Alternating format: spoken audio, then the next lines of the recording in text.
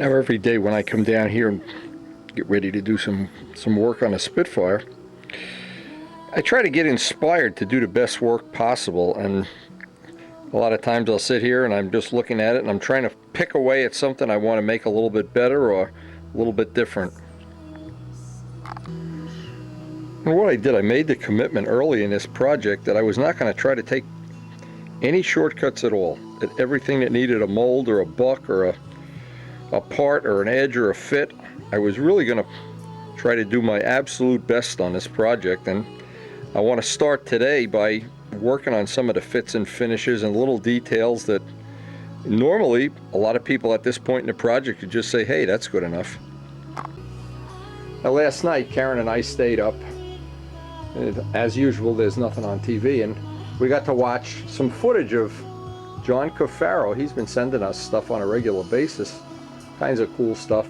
But his dad has this enormous standard gauge train layout, and I had asked him to get me some video. We had some still pictures, and we finally got some video.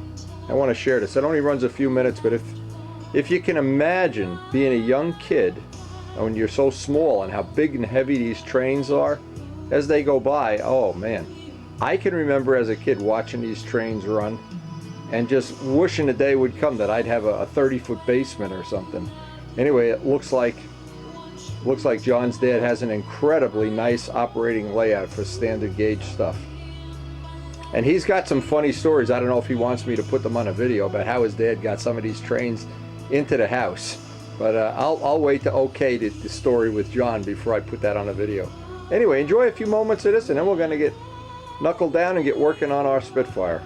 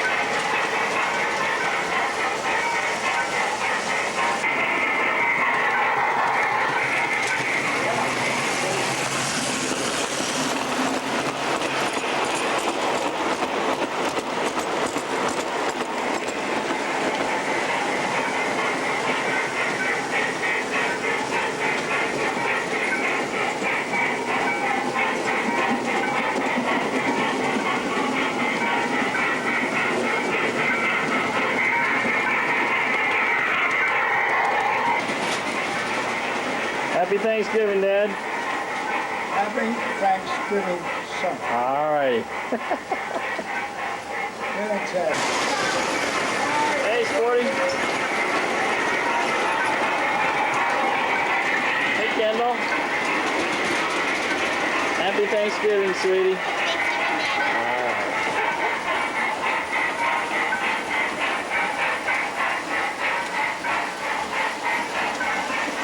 Whoa, cool. Like, all right, excellent. Woo-hoo.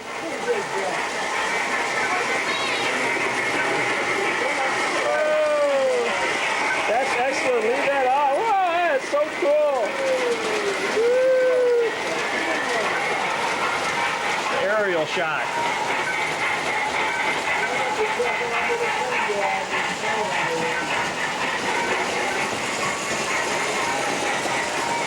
Where's Kendall? There's the giant. Hello. I'm a Porch.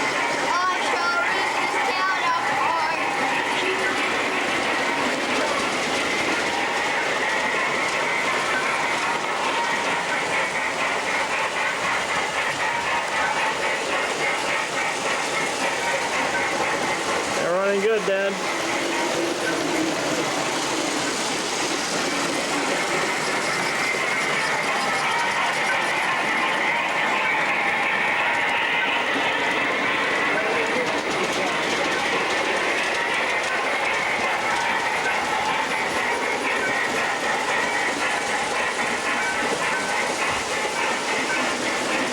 Anyways, Wendy, thanks for everything you do, and happy Thanksgiving, and it's good to know you're running your trains too.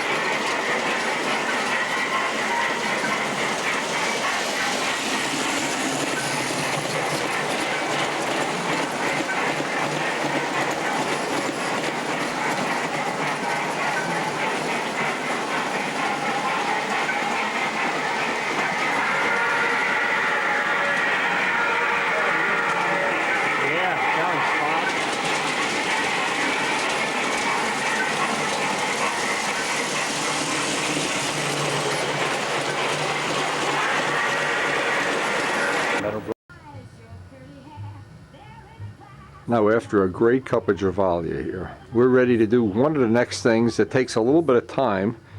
And I was hoping to do this early in the morning when I had plenty of patience. What I need to do is line up the wing, bolt the wing into the fuselage, bolt the stab on, and see that the stab and the wing haven't changed alignment. In other words, every time you add a piece to the fuselage, or even in the case of doping and tissuing it sometimes, what happens, you lose a little bit of alignment. In other words, the wing will be level, stab and elevator aren't. Now, even though we've hopefully got it roughed in, this is a good time to check it right now before we go on to the next step. And again, special thanks to John Cafaro for sharing that footage of his dad's standard gauge trains, the Ferraris. He's really been a generous person in helping us enjoy the world we live in. Something a lot of people miss the boat on too. They just never learn to share. Now, every time I put this together, and it seems like it goes in and out a million times by the time you're done, I try to make sure I'm using my fingers, of course, that I have the alignment, because there's always a little bit of slop in the bolts, and this can go off to one side or the other. And I want all the bolts in, and I want them tight, just as if we were going to assemble a model for a test flight.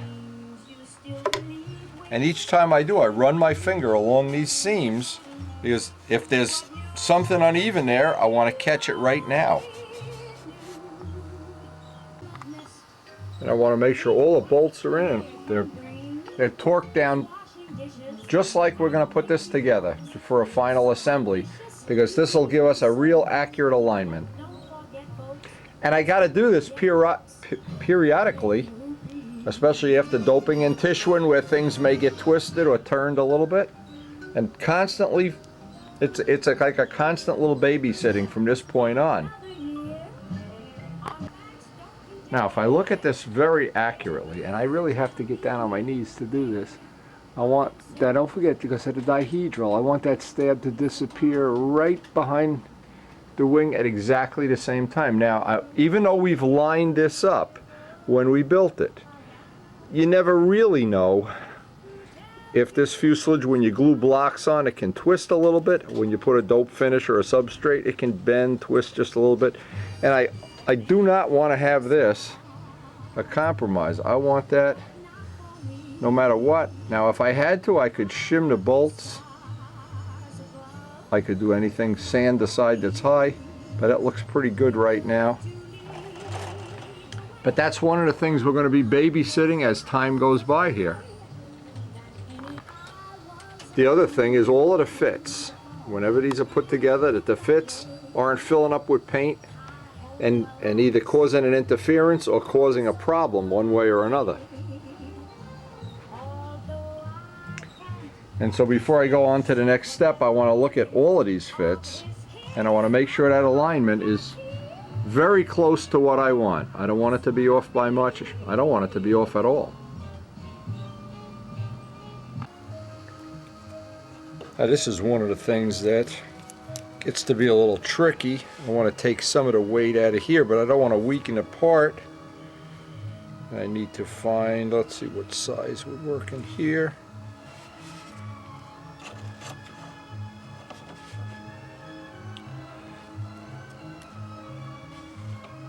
This could be a little bit smaller, could be one size smaller in fact.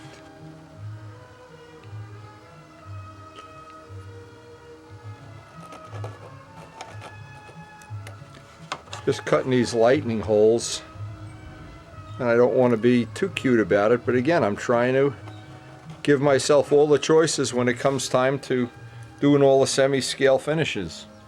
Now, it's always easier, and obviously you could cut these with a knife or a drill or a saw or whatever, always easier for me to just do them with a Dremel tool.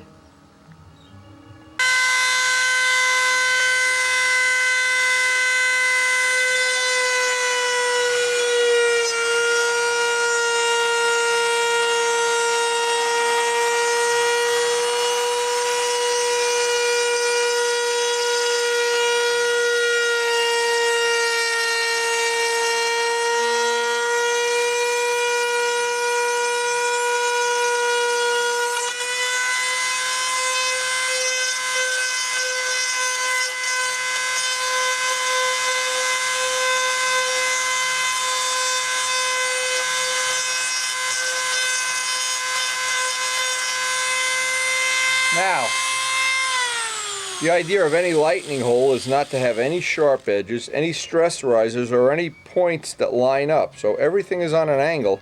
Nothing lines up. And not to go too fast with the Dremel tool, the cutter, otherwise you just burn it through.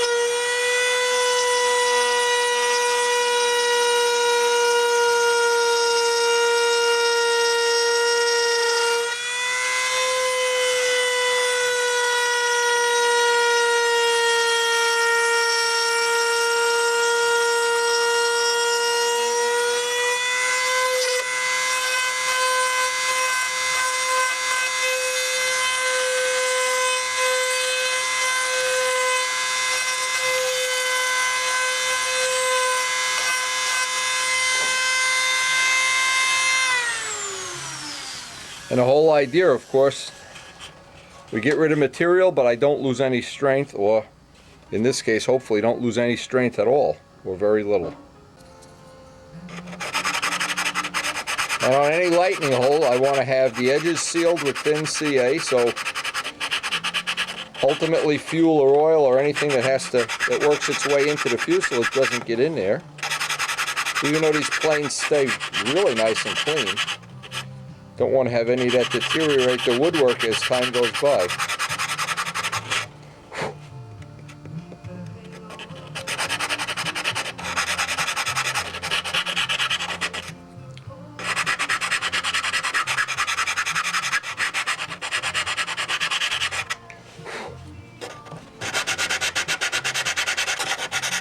Again, it's only a couple of grams here and a couple of grams there, and what happens is at the end of 100 of those,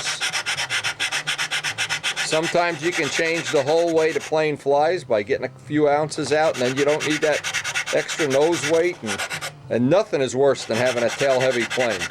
It's a little bit too heavy and tail-heavy. If it's a little bit too light and nose-heavy, boy, that's easy to fix. Tail heavy and heavy is the deadly combination.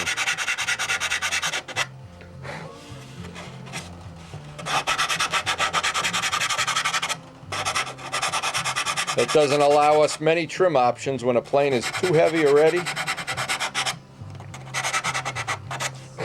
It's very disappointing. Now we know we have this lined up pretty well. I think I can get a little lightening area in there and maybe one in the back here.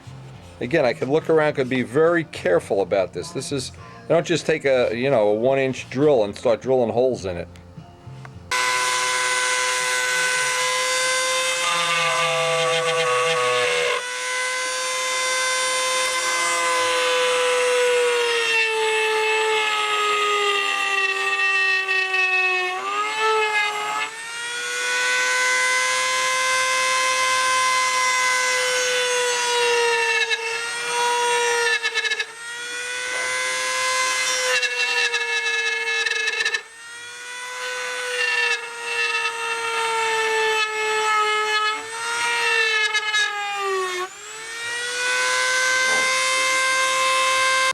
Now, one thing that is true about this, because the fuselage is so wide back here, we're able to take a lot of material out without losing a lot of strength, simply because it's the overall girth of this body that gives it the strength. So we can make the shells in the final sanding, we can make them a little bit thinner, and we can do other things that, if this were a nobler or a profile, you wouldn't be able to do these.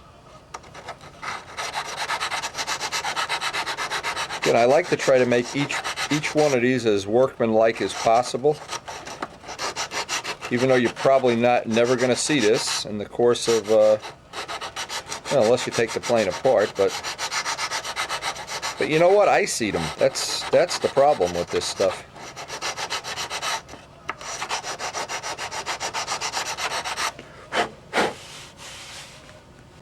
And the last thing, I'll put the bolts in and just check that I haven't changed every step of this, I haven't changed the alignment.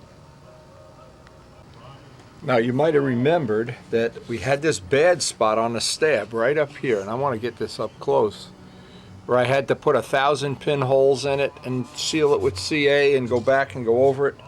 Now, what I want to make sure is, because here's the unique thing today, and I didn't expect this to happen. We were expecting it to be a lot, well, damper and possibly snow and everything, and it turned out to be a day I can do some painting.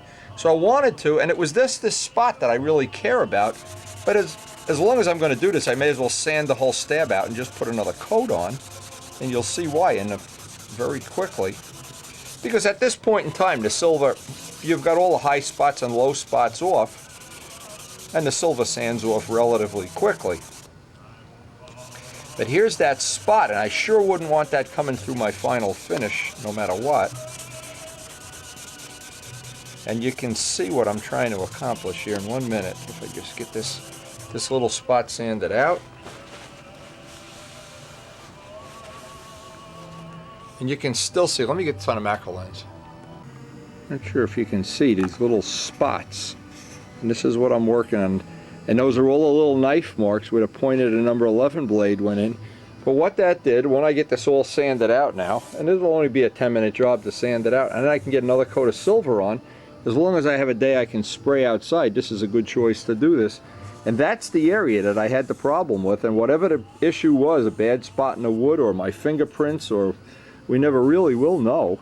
But getting that covered, because I don't want to see these come through in the sun. And probably when you buff it out and everything, you will not see that, and all of a sudden one day it'll be out in the sun and you'll start to see that, and it's easier to get this all sealed up and flattened out right now. And I like to, in this case, take advantage of the fact I do have time that I can do a little spraying outside. And what I'll do is I'll look around at some of the other parts that may need a little touch-up. This is a good time to touch up some of this silver. And at this point it sands out so easily. In the beginning it doesn't. But at this point in time, sand this all out. It's a shame not to get every little detail just perfect if you can do it. Well, let's just hope this is going to be one of the last coats of silver. Now, because we're on what may or may not be a final coat of silver, I added a little bit of thinner to the mix. I want it to be as thin of a coat as possible. And I found a couple other little spots that, well, we're going to find a lot more as we go into the final silver, but anytime I can get a paint day like this and I can get a little bit of this material on, just lets it dry, and when this stuff is a week or two old, it sands even easier than when you try to sand it the next day. Now there's still just a little bit of snow back by the pond, and it's just a little bit of ice, but it's warm enough to paint, that's for sure. Below freezing, but it's definitely warm enough to paint. Now, unlike some of the times that we want to get on coats that we're going to use for filler coat, this is not going to be a filler coat.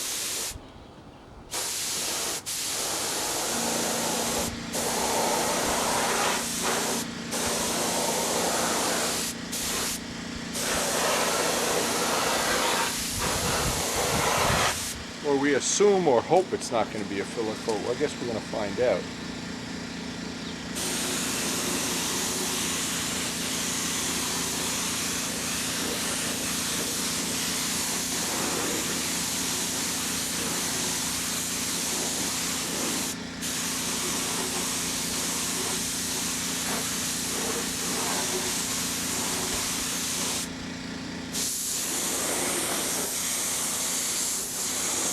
That's that bad spot, and maybe I'll just put a little extra material over that bad spot.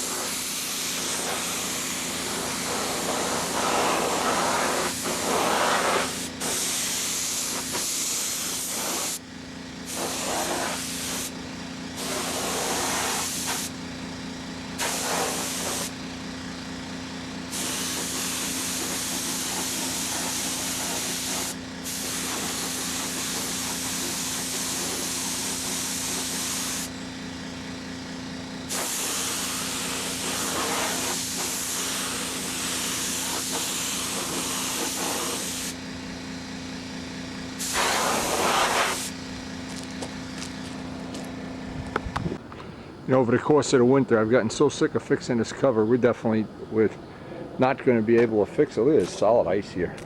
And there's still a little bit of ice on the pond. Now, what I usually do, I let the part sit a half an hour, 45 minutes out in the real cold weather. Then I'll bring it in. And from that point on, I'm hoping as we close in on this, we really can see any little flaws that we want to fix and fix them before we go on to the next step. But it's unending, an unending set of little fixes. Now, as these parts, and I'm very fussy about them, because I know, and in fact I got a spot on here I could touch up while I have this opportunity with a day that it's not snowing or raining or incredibly cold. I think it's about 30 degrees out there, but now that that part is dried up in the garage, we'll sit here, and it's just a question now.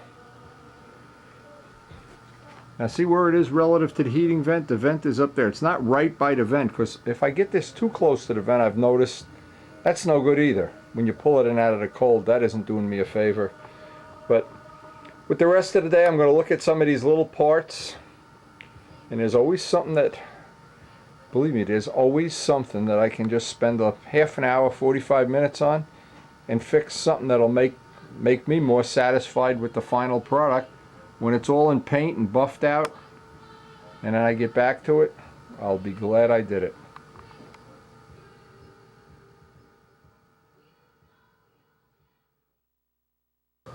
Now I had these for a while. I just picked them up out of the rental property the other day.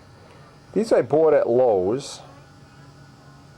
WA 1/8 washers. See, they come in aluminum. They have aluminum washers and steel, but one thing nice about the steel washers, if you notice how thick they are. Now these are really good for putting under a bolt on a take-apart plane because they don't tend to bow out. And this is what happens if you use the real thin washers that are commercially available. They bow out and they bend, and these nice thick ones, and of course the weight is inconsequential. See if I have any of the other ones that are all screwed up. But what I did, I bought a package of steel ones and a package of aluminum, and as we do more take-apart features, I think, and I'll see what other uses we might have for them. I think right now, just having them in stock is a great idea.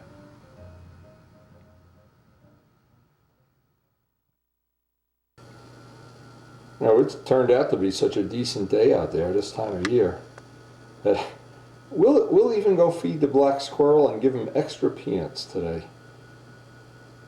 Oh, you're a lucky squirrel. You don't know how lucky you are. Well, tomorrow morning, Joe and maybe Ludwig are going to join us, so we're trying to get the shop ready for a nice visit. We move things around so we get some room to sit and chat and have coffee, have Javali, of course. And what does Karen say? Oh my God, the birds are happy today. I baked banana bread for the guys. Banana bread for Joe and Ludwig if Ludwig shows up tomorrow. Joe's going to try to bring him by. He wanted to visit us for a just a first time he's ever been to the shop visit. And what could be more fun if you're a bird than having Joe Adamusco here? The birds love Joe, the birds love Wendy, and they really don't love us that much. They just love these seeds. And we help them get through the winter. It's been a rough winter. Still ice on a pond, Car, when I was out there painting. Ice on the pond. Okay, this is from John Pothier here. You got the picture? Oh, this. Now look what he did. He put us at the Super Bowl. Oh, that's so cool. That is definitely very cool. He's going to take something out of the background, he said, and he's got to do a better job cutting us out. And you told Steph and Jim about this? I did. Their dog. I wonder if their dog knows he was at the Super Bowl. It's going to be great when it's done, That's right? very cool. Very original, too. Now, believe me, I keep a picture of Eli Manning in my shop here, just for the fact that when Bill Rutherford is going to visit us, I'm going to make him hug and kiss the picture here. Anyway, that was great.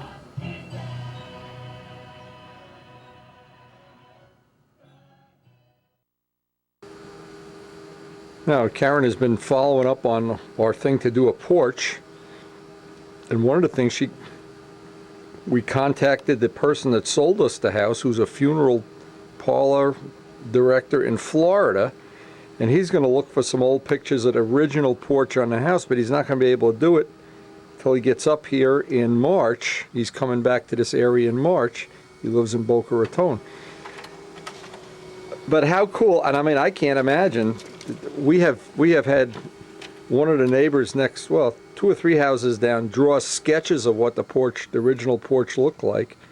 So this is really getting to be an interesting thing, huh, Care? Absolutely. Anyway, this porch thing has just become all-encompassing now. And while Karen is working on a porch, tomorrow is our visit with Joe Adamusco, and I was hoping I'd fish through here and find, this is the 96 tapes, I could find his the video. Oh, there it is. There's my Spitfire. Where's his? Anyway, this will be fun to watch tomorrow, especially if Dave Downey or anybody that has a love of Spitfires will be joining us here. Ludwig or whatever. Where are those Spitfires? Now the original owners of this house, and of course behind this refrigerator we found that thing about when they redid the kitchen. We are linking up with their son now. We've got 3 or 4 emails from them, and we're going to send them a copy of this picture electronically because we have this out on our file, the one that John Pothier did for us. And I think it's really cool. Now they are one of the original owners, and I think their ownership, if I remember right, goes back into the 40s. So we've got a tradition here of about say 70 years. And it's just one other cool thing, like when John did this picture, I had no idea that's what we were going to use it for, but just to show Bruce Jacobs how we've renovated the kitchen. How cool is that? I wish you could make this stuff up. Anyway, and tomorrow is tentatively the big Spitfire get-together. Tomorrow, 7 a.m. sharp.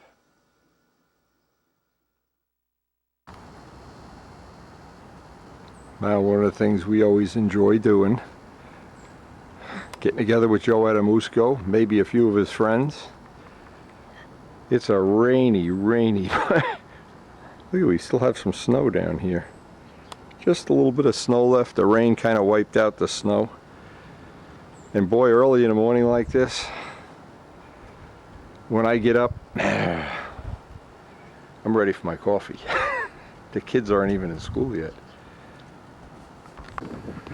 Get up and get the good old New York paper. Ah, Elliott Place. Early in the morning. 93 Elliott Place. Now, you know, the thing is, there's only so many people in the whole world that really appreciate or even care about what we do and what we're passionate about. And because Joe is one of them, we really always have a good time and we always have something we want to share. Is there anything better than getting up early with the chickens? Just ask Enzo the rooster. Get up with the chickens and you'll get a lot more building done, Artnowski. Early morning. Joy, if I could remember, boy, I'll look up at the window here. If I could remember some of the mornings Joe and I went down in Middlesex when we used to be able to fly early in the morning there. Get up with the crack of dawn. Oh boy, Enzo the rooster, you would have been so impressed. Luckily we got a lot of that old stuff on video, and boy, it's great memories to play back over and over again. Hey, Look at these guys trying to break into the Spitfire factory. look who up. Oh, look at these guys. Homeless. Homeless 2 and homeless 3. Let's go flying. Homeless bunny. Let's go flying. Look at this day. One of my passengers has to use your restroom. Oh, there's a charge for that. That's how we pay for all the fuel. Go to the kitchen. How do you want to No, come on, kitchen. I got coffee for you. Whoa. So how you been, Dave? Good? Good? Bad? Now, what year is this? How old is this? John Cafaro gave me that model, and that's the model we used to make where Joe is with the John Cafaro. Oh, you can open the doors on this. You can open the hood, and you can you can see the engine in here. I have a 49 Ford convertible. That's a metal model. That's Yeah, and feel the weight of this model, though. That thing's oh, beautiful. Yeah, it's steel. It's metal. Yeah, Yeah, same thing. yeah. Yeah, I have one just say because that's what I had when I was. And then we use this. First My friend car. Les Demet, he caved the concept. And what year is this? I think it's in the 80s, mid 80s, mid 80s. Do they still make this car? Oh no, that's okay. a collector car. And then we kind of made that go into the model plane. So what's the theory with the thin tail now? Are you in agreement with me, or you're an engineer and I'm totally against I'm the Joes versus the pros. I'm the Joes. You think that's gonna work? You guys fly them. Hey, it obviously has worked for years. Yeah, no, I'm wondering. I don't believe it. It works. That's all. It works so good that I don't know why other people don't do like it. in the old days when you built Sure, a Vico 35, like a Chiefs. Skylark or something like Sure, that. That's what they call it. Vico Chiefs. But the key thing is getting the right piece of wood. You Oh, know? I think the only reason they work is because you guys use a lot of hinges. And you get a virtual spar out of Yeah, just as it turns just into like a you V. drew that, as it turns Right, into a V, right. and the loads increase, its Right. stiffness increases by but coincidence. here's my theory. Tell me if the theory's wrong. As you thicken up the tail, it gets less and less efficient. I don't think that's true. It gets less efficient because the drag goes up, but the ability to deflect the elevator without stalling the elevator goes up with If it. I make that stab an inch and a half thick by That's 3 not, inches, That's not what I'm talking about. No, but I'm saying there's a point at which Sure. it gets. You're Sure. talking about an inefficiency. I mean, if I was just going to throw a number out with no... and you're an engineer, you're not windy. I'm You know. not But if I was going to throw a number out, I wouldn't want to be more than 9% thick. Maybe 7, 8%. Figured from what the Cord. Okay. Percent of cord. So a quarter of an inch by 5 would be Yeah. No. how many percent? Well, these These are the things an engineer should know. 9% of He's 5? expecting me to do math in my head, and I can't No, do that. he runs computers. He doesn't know how to do it. 10% of 5 would be a half inch. 90% of Okay. All right. So a half No, inch this is on a quarter 5 of an inch cord. now. This is a quarter of an inch. Yeah, but this right here is just the stab. Your cord includes the control surface. Okay, so that's 8. So that would be thicker than that. Okay, that's Okay. 8. And you're dragging Almost a lot an of inch would drag be around. 10%. You're dragging a lot of drag around. And for a stunner, that's not desirable. You know, so if you can make it fly with a thin one, there's no reason not to. Let me show you what this Thin is on better. the It's less drag. scenario. You know, when you're streamlined, when you're flying out of a corner and you're trying to Notice reaccelerate, back here, I'm thin is drawing- better. There's a piece of I see that as an advantage. tape. On We on, baby. Dave Midgley, Tell Midgley. I thank you for Dave did a super job my on that. Malcolm Hood canopies. And Now don't forget, you're going to wet sand them down several times. absolutely, but I want to make sure I tell Dave that if there's something in his modeling process he feels I can help him out with or get a hold of for him or He something. said he's going to bring his plane to your house and you're going to buff it out for him. I know You don't love him that much. That love affair just went south. but I appreciate this. And Yeah, they're really the nice. trick would be just to use one, but I know that There's a reality. Oh, I know. Joe says, I can I have 2? Notice he's taken 5. So if this canopy detail is not awesome, just in case, just in case, I like that. I'm looking forward to it. You know, when you get that canopy detail going, you're really, really close to it. No. But you know what you got to do? And with this model too, you've got to pay the price. Because this is, first off, here's the trick. This is wider than a normal Spitfire, the first one. It's longer. You got actually almost 3 times the amount of detailing to do in here, knobs, and that's why I gave you that In Typhoon. other words, you can, when you have your, airspeed indicator or turn and bank Right, indicator, it's you gonna can be make much one that- bigger. That looks like. Yeah, you won't have these little tiny dials that are like pinheads. And all those throttles There and... won't be any straight pins for control. No, don't do that. And I'm writing an article for Control Line World, but Yeah, it won't be out until the planes are As I done. take my photos, I'll forward that stuff to you. Try to get some with higher resolution, and just Well, send see, one at a well, time. This way I do, when I email, which I do that so I won't pollute your mailbox and my email system. I can't send any more than 5 photos. Okay, sure. So if I wanted you to get some information, I'll send you a CD where everything's on there at max and you could do Right, it. send a CD is fine. Okay. Yeah, and mine has a single, Back into the fuselage rib. and I could do some of this, lightning, get into it, but I got more lightning holes on mine than. Well, there's a way. Now, see, Dave, everybody thinks if you go drill that hole in the front, you're going to have a 50-ounce plane. There isn't. It's the paint. It's the paint. I've had this battle with everybody from, I don't even want to mention names, even Jacobone. And in the end, when it comes to that last quart, it's you put the clear on and then you say, I need one more quart. That's not enough. You put another quart. You put another quart. And then you bring the model out at 72 ounces. But anything that. And it ain't that lightning hole that does it. Yeah, but if you have a big piece of wood that's just going Yeah. on for a ride, Yeah, it doesn't exactly. add anything. I mean, do it in real scale aircraft too. Exactly. There's a reason for that. Exactly. And I think it looks cool. This is the one, and if Dave might agree, this is the one I think you want to be very conservative about Oh, yeah, lightening up. that's the one. And the one where the motor is connecting the wing. The one in the back, Well, essentially, like you said earlier, the wing becomes the keel beam. right. Like right, that handle you This use is for where you- handling Right, the fuselage, right. the wing becomes your keel beam. Right.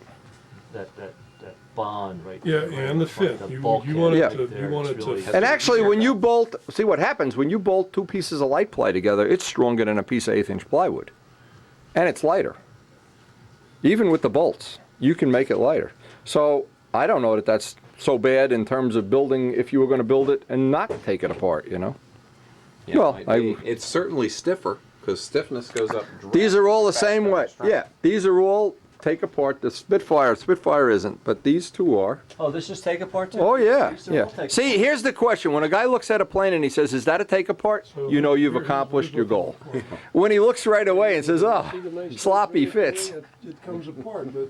it comes apart exactly the same as a Here's Spitfire. the parting line, and then the stab on bolt. So It makes it Really, transportable. It looks Yeah. pretty good. Beautiful. I mean, even the fact that they're take apart, you would think that they would look sloppy or that, but that they, I mean, Not when Joe built them. This- well, this- I am going to look at his fits, and if they're better than mine, I'm going to take sandpaper and googe them all I'll up. tell you this much, I already have the fin flash, red, white, and blue painted on my. Oh, you got it? Yeah. Oh, So I was you're waiting- ahead of me. Well, I was waiting for my kid. What are we having, a race? You didn't think I was going to stay home and work on crossword puzzles. But basically what I did, a 1-inch wide bar, and my blue comes up to a line here, and then Right. my white, or the, All right, you made it scale. I made it so I want to see the color on my airplane. Yeah. You know, hear ya. I want it to stand out. Yeah, yeah. Now, you're going to do blue, right? You're going to do the blue? Well, I'm going to do, blue's going to be one of the colors. Okay. I'm going to have that, my traditional, I'll just call it like Duck egg blue, or what do they call it? same color as my Superman, my Okay, Seafoam. they're- okay. Those are the colors I'm Now, going this to is work. all put on a mold, huh? Yeah, that's a molded part. It's all molded, yeah. Yeah, and I showed you, Lou, when you stopped those. See that pink? It goes in that mold. It's out. Kind of a mold. Oh, Remember okay, the one that's I what- showed you for Rubber. Right. That's the mold for that part. I just made one for Gerald Champ, just a test piece. He's going to try to adapt this to a different model or something. So I ran him off a piece with that cheesy material that I have, Just as a handle. Yeah. But I just to thought, hold it to paint I it. thought the mold that you had was for epoxy. Well, no, Epoxy is I the resin made- that's in this. Yeah. Right. but I Carbon used and glass. fiberglass. Fiberglass, that's what I If meant. I had carbon fiber, I could use that too. Okay, so Which, this which is, would make it better. it's the Yeah. same Yeah. process, you just replace, Exactly. you replace the fiberglass with the Yeah. carbon Yeah. fiber. See what you do. If you look in here, Lou, show Lou what the difference is. This is Kevlar. This is Kevlar. Friends don't let friends fly yellow laminate. Right. And this is E-glass. You know, E-glass is what they make, like, typically boats out of. Okay, right. And then carbon is the most expensive. I don't think I have any more. I have no more of the light carbon, so. Well, you have a little bit on a roll right there that's fairly light. Nah, this is not good stuff. This is a reject, the roll that Now, we what use. is this? What is this one here? That's Kevlar. And what do you use this But Kevlar, you Bulletproof can't. vest. Yeah, bulletproof. If Joe needs a bulletproof vest. Bulletproof vest. Actually, you could just hold this pack like this right here, and it'll do just about a 45. Without the That'll do resin? About a 40. Yeah, you don't want the resin. Bulletproof vests are not body armor. Yeah, you they want are a each- soft each- package. Oh, As the soft, bullet okay. Goes in, each one What do they use in a bulletproof vest if they don't use resin? What holds it together? It's just a like weave? this. It's just stitched together. Oh, I It's a didn't know that. I stitched thought vest. they had like a soft resin, a jelly. There may be some. I'm glad I'm not making bulletproof some vests. fabric cover that makes the vest, the actual protection of the. Yeah. The armor. Why is would you just loose use fabric. this? You wouldn't use this. Well, Because Yeah, this what- is very intensal applications in pulling, and as opposed to pushing. Intensal applications, Kevlar has about the highest efficiency. It's super lightweight, so it's stiffness per unit weight. The amount of weight to get a given amount of stiffness Okay. is better than all the others. Okay. However, Kevlar has lousy adhesion. The fibers themselves have crappy cross fibers. When you try to make a molded cowl out of this, you could go crazy. It just keeps you don't balling want up. to sand And, it either. no, and you sand it, it Well, so turns. you really it don't turns into a use cat. It It's turns got into fur and fuzz. everything. Yeah, friends Yeah. don't let friends fly yellow airplanes. all right. No, no, no. You really don't use. You really don't. Unless Unless you they're just fiber have that. Okay. But this is some real heavy stuff we had. What they call woven rope. Yeah, woven, and got some lighter stuff. And Okay. but the carbon fiber is really expensive. The carbon fiber, like when you make a prop. Is this what you use? $20 worth. Is that what you're using to make? No, that's I that's thought a roll of that's a roll that doesn't make good parts because it's a reject roll, and I don't know. This is a good roll. Here's what we It's make half the props glass out and of. half carbon. But this stuff, for some reason, it doesn't have a good. When you make a, It doesn't. what do they break very call well. it? What do they call the stuff that Think about the sizing? yeah that it doesn't hold the resin right? Yeah, there's a sizing. There's something, and that's why they sold me that for a reject roll. He said you're not going to have good luck, but what it's good for is props. You can make props with this that. Is your, Okay. This is the structure for your prop, though, right? Yeah, and that's the, rubbing. but that makes the outer, I don't have a prop sitting here. You did. We were looking at one. Oh, you stole my prop. This one here. The unfinished one? This one here. Yeah, they're at, watch, you're gonna razor yourself up with that, boy. Don't get that under your Yeah, I fingernail. see it. Yeah. Yeah. That's one from Doran's mold. Yeah.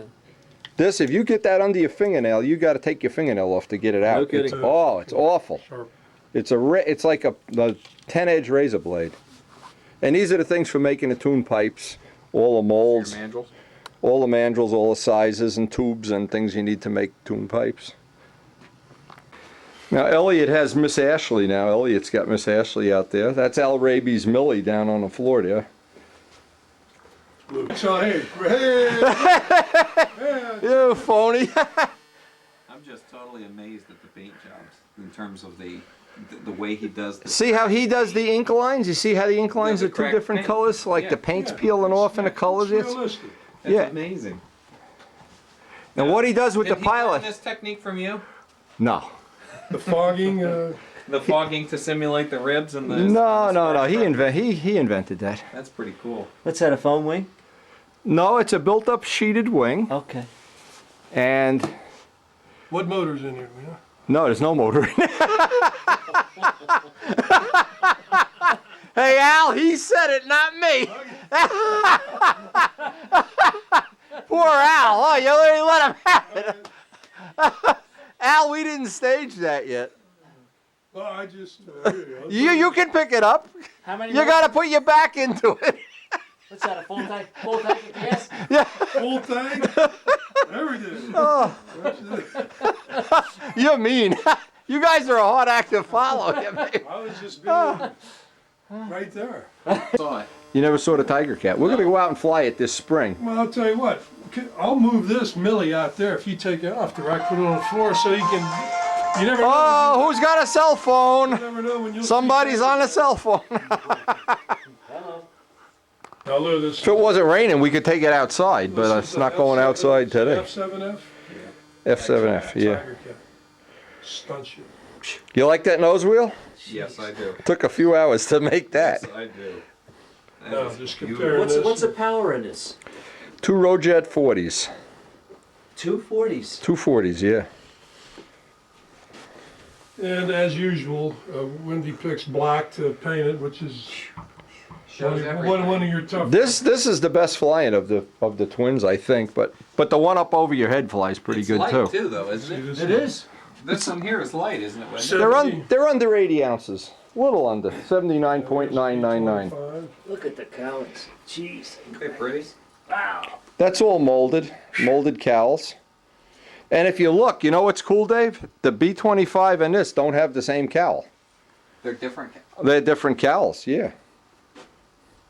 because of the cowl flaps. On Yeah, no, not because of the flaps. It's because Stab. they're just made from different molds. All right. We've been doing this for a while, Yeah, this take that's- apart yeah. stuff.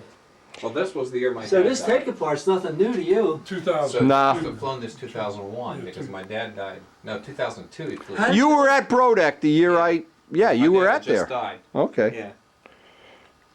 Yeah. What's the wing surface area of this? 900. Not Big. And Dave, this is Dave Downey's. Anybody doesn't know, this is the guy that designed all of these. Look in the camera. He's responsible. Dave If they didn't fly good, you'd already be dead. Dave Downey. Boeing.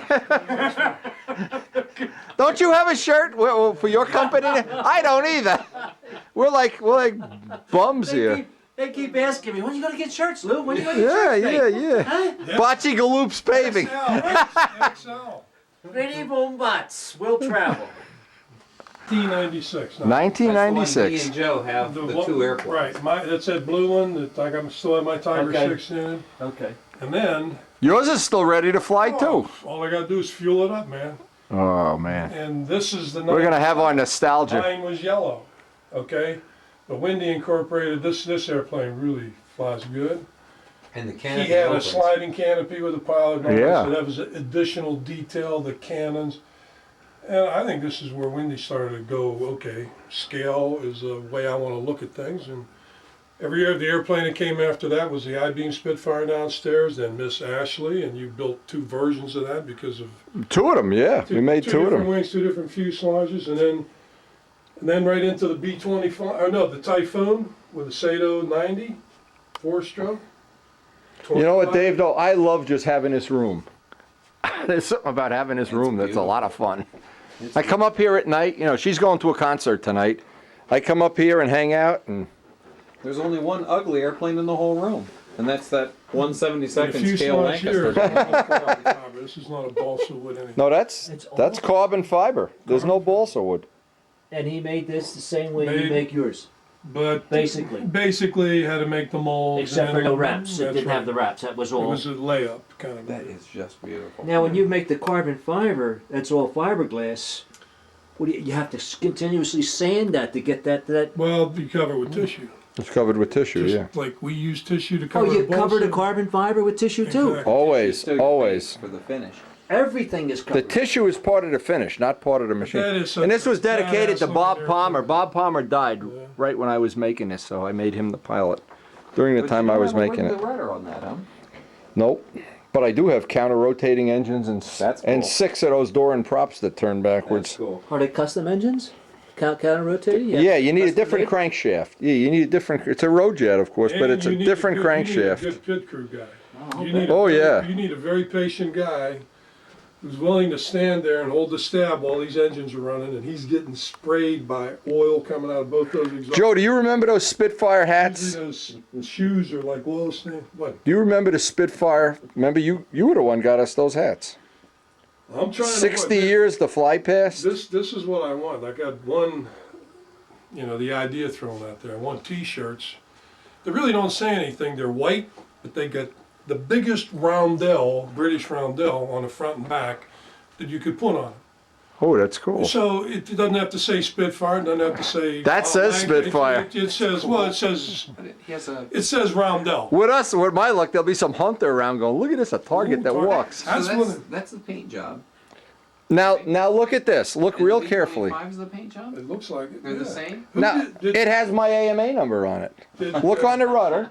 Who built those for you? Look on the rudder. Ron Keith. Okay. And it has my AMA number, exactly the same as the full-size one. Well, this is the bigger one. But the Tiger Cat also is the same paint job, right? That replicates your model. Wow. Look at the number on the wing, Is that a mixed color blue? and there's the big one. How cool is that? Special fogging way. Wendy will explain to you how he gets that. I blue love from- that blue. Isn't it I neat? love that Okay. blue. Well, we'll have to do that on your canopy. I Put love the that. blue on and then Your surrounds it canopy is in going black. to be painted on. We'll, Oh man. matter of fact, if we're good to Wendy, when you're ready to do the. Yeah, Wendy, you just come up here, we'll do it bring for your you. airplane up here and he'll Sure. spray the blue. 'Cause Sure. He knows how to fog. Sure, you know how to buy a pizza pie? You got a credit Oh card? man, I'm telling you. 1-800-PIZZA. We'll get you all the canopies. You can choke Mushrooms on and them. pepperoni. Mushrooms. No anchovies. No anchovies. We've been known to paint a whole plane for a pepperoni pizza. Have you? Okay. I can get 2 for that. Oh yeah, no, we've been known to do that The stuff. essence of all this is that this is not ARFville. No. This is.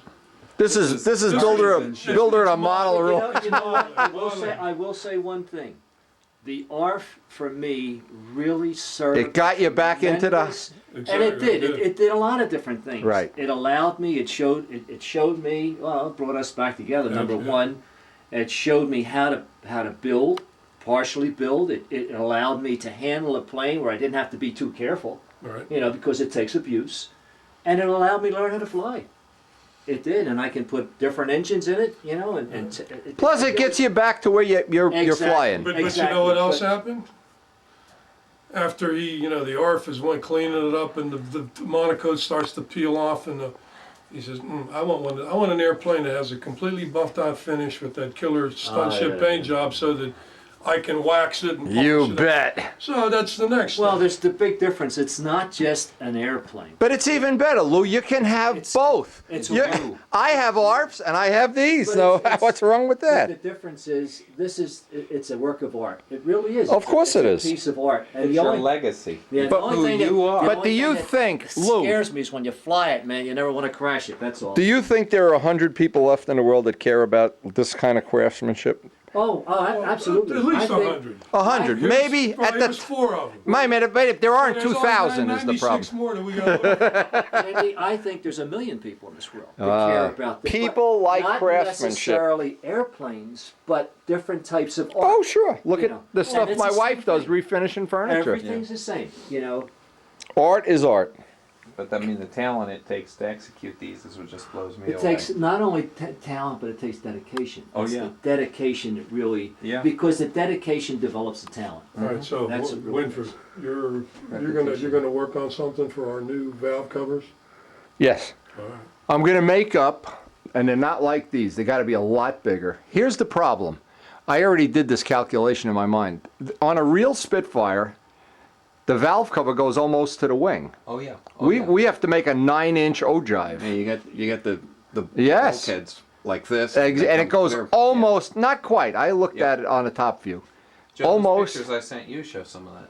Now the other problem is getting those exhaust pipes, because you got to space 6 exhaust pipes over 9 inches. That gets to be a problem. Now, I guess is John going to be able to help us on that? Oh, I got to ask him. I don't have an idea what size it should be. Plus, what I want to do, Dave, I want to take the aspect ratio of the pipes, the length relative, in other words, the height and figure out what diameter those pipes should be, even if I have to hand carve them. Yeah.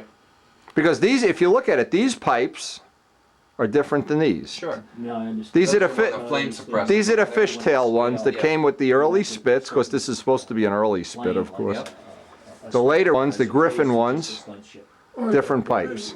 And the newer, now ours have to be the But the Griffin. thing is, that it's going to fly like a... Well, Trying to that's- remember, that's- trying to that's remember one. if they ever had a Yeah, bifurcated pipe. yeah, okay. on the- Yeah, they The thing did. is, Did it, they? They did. it doesn't spit. This is where Wendy came, you were second that year, I think, right? Third. Third, with the 96 Spitfire. Fellow with the orange airplane, that's old Bob Barron. He won the Nats with a Okay. Pattern Master, a Super Tiger 60, a Wasn't he the wooden guy that prop. did the arrow? Pardon me? Wasn't he the guy that did that Yeah, arrow thing? That was one of his Okay. things that he worked on. He had some wild experimental This designs. was the top 5 fly-off day, where the top 5 scoring guys have a chance to fly 2 rounds to, see who's going to win this thing. And Wendy's out on the field, first guy in the morning, and he's doing a test flight on this, just burn off that nervous reaction, get the engine running just right, see how clean lines are and all this. Takes the airplane up, gets third of the way through the pattern, and all of a sudden, controls won't move. Can't. Flies it out and lands the airplane with the controls basically locked up. Okay? So I come down and it's about 5 minutes before the actual competition is going to begin. So looking at this thing, and Wendy deduced right away that the slider block here for the control, the lead out adjuster, there was like 2 blocks where you can move either way. One of the little blocks, the screw came out and it worked its way up the wire. And it nested right there. And wedged because of centrifugal force. It locked it in. So, okay, what are we going to do? You're not going to say no, you're going to do something, and what are you going to do? So, the famous thing when you get that boxer in the corners all beat up, his eyes are shut, teeth are locked out. Cut me, man, cut me. So he rolled the airplane. Joe loves this story, doesn't he? Rolled the airplane over. I'm holding. Wendy gets a razor, a single edge razor or something, slashes the covering on the bottom of the wing. Gets in there with a pair of pliers. He cuts out the piece of plywood, the thing that was blocking it up. And the lead out. I'm not exactly sure what you did out here to stabilize from moving. Just around. glued in a piece of wood right at the field. And then took a couple pieces of hinge line tape or Scotch packaging tape. Closed up the Patched the cut. hole, went out there, come in third. High, this is pretty high level flying at this point. But What's funny though is it could have. if it happened the day before or the day after, it doesn't matter. You know what? We were The talking. airplane could have been lost. We were talking about. Listen to this story, Joe. There's somebody. We'll not mention any names. He calls up Richard Oliver and he says, "These road jets, they're no good. Look what happened to Windy. The engine shut off." And he says, "Well, what about that year Fitzgerald was flying in the Walker fly-off and his engine shut off?" But he was. Now, I didn't lose the Walker fly-off, but Fitzgerald did.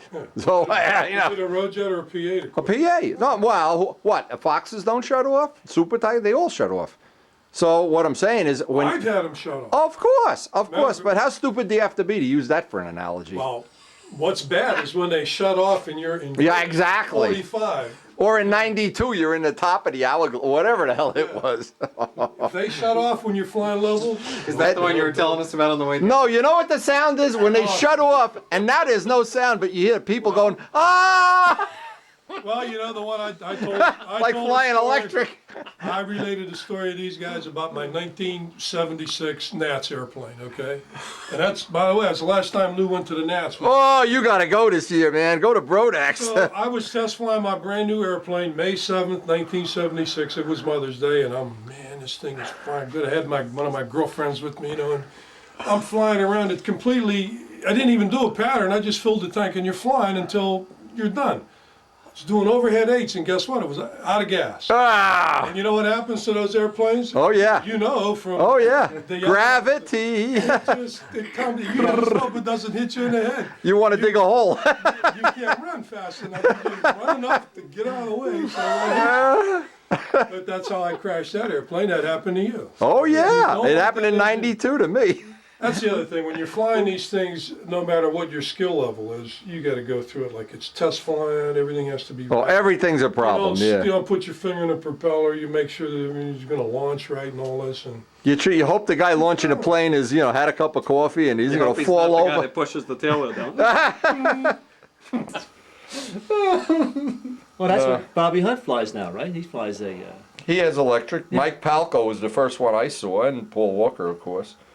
But I like the sound. There's nothing better than the sound of Joe Adamusco's this wiping the plane off and being all greasy and dirty and.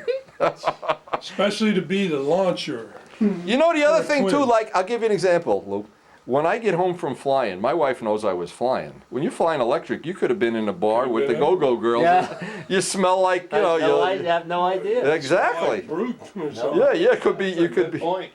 I got evidence that I've been flying. My sneakers is shot. Of coming up here at night. See, during the day, it's not as much fun. You come up here at night with a big cappuccino, and then you dream about things. You look at those valve covers and you say, how am I going to do that on the next one? You know think that Joe's going to be impressed or not impressed? The Or, dope finish held up really good on oh, it. yeah. Yeah. Oh, my roundels, when you're going to be red, white, and blue, there's. Well, these for the Seafire were prototypical. That was prototypical, so I didn't have much chance. They're all Now, button maps. Are you envisioning an air scoop on That's these not on our overpeak. latest That's versions all here? button maps. Yes. Oh, yeah. Keep me in the loop on that. Huh? Oh, yeah. It's It's gonna not go- red. I'll make patterns. I'll make Oh, patterns. It's all right, button yeah, maps. yeah, right. It's like when I heard this guy say that the first That'll time, be, my head just about popped. who knows, would It that was be like, something that oh my goes gosh. partially No, it just between adds too the, much weight. Yeah. the cowling and the plug Who would on have the liked bottom of the that? wing? Or what do you think? Just on the bottom of the You know wing? his Exactly like the 96 one. Look at the Supermarine. how the scoop is. It's got to be because you got to be able to get the cowling He razor off. cut that pattern. So you may have to And then fudge it. We applied may that have big to floppy pattern. do something different, but Oh, it's amazing. No, it really is. it's got to be even with And they the bulkhead. minimize the tail. At least the way I see Or it. at least when the bulkhead comes off, the scoop can. Right, right. But you still want to be able to get your cowl off without taking a wing out of the airplane. Oh yeah. Oh, absolutely, Okay. absolutely. And it just takes time. Yeah. You know who had a great idea? I'll give you another great idea. This guy Gerald Champ, I speak to him quite a bit. He was at one time going to paint a room all checkerboards and make a Reno Air Race room out of it. Get checkerboard carpeting or linoleum or something and paint the room and start collecting Stragers and Spitfires and stuff. Pretty cool idea. Now, do you take your. I know. I would. Ed Cotton is the one that made that. Look at the detail on that. Look at it real close. I mean, don't look at it. Look at even. I mean, even the thickness of the airfoils is. Yeah. Oh no, reasonable. the pirate head has a skull and crossbones on it. It's really detailed. That is really cool. Man, look at Yeah, the. what you need out there when they're on that hillside, you need a couple dirt bike guys trying to climb up. I've been looking for him. Yeah. Some guy falling off his motorcycle is what I'm looking for. This is on that judging table. Did you make the trees Yeah. too? No, you buy the trees. Okay. So you got. Listen, This is Joe. the Dremel, huh? I want to see cockpit detail. Cockpit detail, baby. You gonna outdo yourself this year on cockpit Well, I detail? plan to go up a step from my last experience. Get that bar up a notch. but, Up a notch. All right, let's see what I got to do. Well, yours is exactly the same. Oh, I know. There's nothing different about it. And those shells worked I out. don't have this finished. And I Those got- shells worked out so good, Joe. That's all on the video that I gave you. and Even if you need to look at the my video. nose, all right, I'm starting to get psyched. And as soon as I get these ogive things, I'll make patterns for everything. Yes, sir. We may want to make another one of these next year. For it to access. Well, Or lighten. lighten it up. Just lighten it up so we can put more junk in the cockpit. And Dave, I got to tell you, the job on the wing, the dihedral is perfect. Yeah. I have looked at it from every angle you can look at dihedral from. I think Had you put more dihedral, it would not have been as good. It'd look wrong because of the thickness of the wing. I think you got that. Oh yeah, I see it. And I had it on the table upside down and right side up and on the floor upside down, and I think it's perfect. Well, I think you good, really hit it because right there on the was- head. There was still a little bit of gravy in terms of room for the rods, wasn't there? Oh yeah, you yeah. know? And there's we even weren't right at the limit for the rod. no. Well, We were close. Now here's something Wendy's doing on his that's different on mine, even though the gear. mine the gear on the inside. His wheel is gonna exit, you know, the strut will be here, So the tread will be. and it'll be splayed, and mine will be here. But that's, I know here works good for where I'm gonna be flying. Yeah. That's not a critical. That's just a Well, detail it's, you thing. know, it's all, And the best of all, now that it's done, I should have made it that you could do it both ways, just with an extra. All you need is one oh, extra you got a block. razor blade? I know a guy that'll cut it. I know a guy that'll cut it after it's buffed out, baby. All right, so you're still, you don't know whether you want it blue. Blue would be so nice. Nah, I'm not. I don't want two the same. And then there's a yellow one too. You know the guy that's got. Because I wouldn't give you the secret formula for Oh, mixing that. but I go Bobby shit in Brookins, blue. and he owes me his life. Not in the stunt plane. No, that's what I mean. Yeah, it doesn't help in the Right, stunt plane. right. Now, actually, on mine, I'm throwing a. You're going to use the same color blue, the eggshell, or duck Well, egg, or whatever it When I is. was mixing for the Seafire. Because when Oh, you made I 10 mean, gallons. If you wanted to use the same, there's enough paint for you to paint yours that same blue if you want. No. But I don't want them to be different. I know. I don't want to pick the wrong one up and And go you know what else? fly. When I painted the fin flash on my, Yeah. it was a big I'm looking at the Rondell blue I had Yeah, was it's the still centerlines, blue. Okay, so they are Believe me, identical. thin There's not a- there's and not a fuselage whatever, wherever I got Ready to go. from '96, Now, from the the original. Yep, dihedral is yep. created in the But center. it got so much So good it's pigment, and I basically mean, it's straight one of from those here one out. coat blues and you're done. Right, you know? right. So, Well, I'm excited. These are coming out. Another month from now, we'll be looking at the paint job. Not even a month. Not a rib right here. It's getting to be. it's something I'm glad to see that you did. You went this way. I thought about that for a long time. Believe me. This is, I mean, yeah, you could have put that little bit. Well, the other one has has that little piece in the corner. When you pull this Okay. off, Inside. Oh, it's perfect. we're the only two guys that can pull that off. I don't know. No, let I me guess see. we'll find out. No, the way that. The Yeah, way that'll it doesn't. blend in, Oh, it looks nice. That stunts It you. looks super. This is semi-scale. This is you know. I like having the ribs in the rudder. I would not want to just had a flat rudder. That would have not made me No, happy. and we're like twin brothers here. The way all. And I love the cowling. The way the motor sits in the cowling, it just sticks out enough. Like anything, You don't have to record this, but take your time. I got my header back from Scott Dinger. Is down like that. All right, but we'll just make another Instead of being header. Up like that. Well, Yeah. It's not Okay. a major thing. I have something that'll work. Okay. But you know, all things being equal, the more drop this has, that's more bottom. Yeah, you need the smallest one. The smallest amount of drop is fine. Maybe jack up on. His headers, is that it? That's all he makes is That's it? headers. That's it. Is that his livelihood, or is that? Yeah, it's a $1 million business. Well, there'll be. That's the part of the project I'm allocating to you guys. Gee, A white what ring day, and a red man. dot in the middle. Holy moly. What a day. Hey, we could have go flying. You got your I yellow was gonna say, you Spitfire? could go flying. I want to get my cockpit details done. Yeah. I want to be doing ink lines. All right. We'll see you, Wendy. You everybody have a good time? Yes. All right. We'll see you. Shoot me some pictures when that thing starts evolving, Joe. And there'll be 50 pixels by 12 pixels. Yeah, right. Now, step one on this is to go through all of these.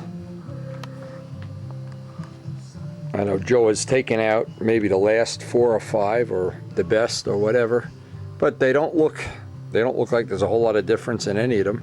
So I'm just going to take one at random and just make a rough trimming. Now what I did when I cut the first one out, and this was just really my pattern one, and I didn't know if I was going to have to cut 10 of them up before I get one that's going to fit. The first thing I need to take into account is on a scale Spitfire, this angle here, once it gets to the Malcolm hood, runs pretty flat. It doesn't continue that angle up. So it meant I had to take quite a bit off the front, about 1/8 of an inch in fact. And I wanted to see how this is going to require a lot of trimming and a lot of fitting before I'm happy. And you can see That means I'm going to have to take some more off up here. But one of the things I can do when I do this, let me just see if I can get this, is I can find what amounts to be the hard spot. Let's see if we can carefully look at this and find the hard spot. Let's see, it should be off this way. And this would be very easy to program in because it's right here. That's the hard spot. And right here, that's the other hard spot. And so what happens is, once you get it down to a certain point, and the final little bit is usually you can do it with a sanding block even. Let's see if we can get this down.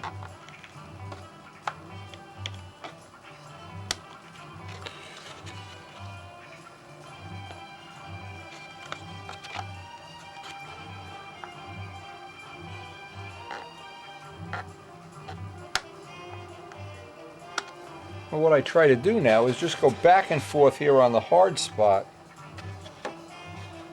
Put it in place. I'm lining it up with equal on each side. Now I can see where is the hard spot. The hard spot is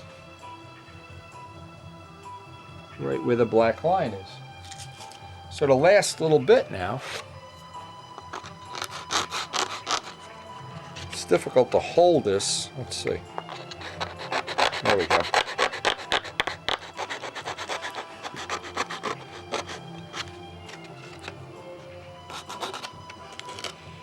I'm not sure I'm going to get the amount I want. Maybe I got to use the scissor. Again, I can see where the high spot is, and that's where I want to take the material out of. It's another little trick you can use. You see some of the cockpits, because of the way this mold worked, see the flat spot in them? And of course it's like an oil can. And the way you can get that out, hold it in the position you want it to be in.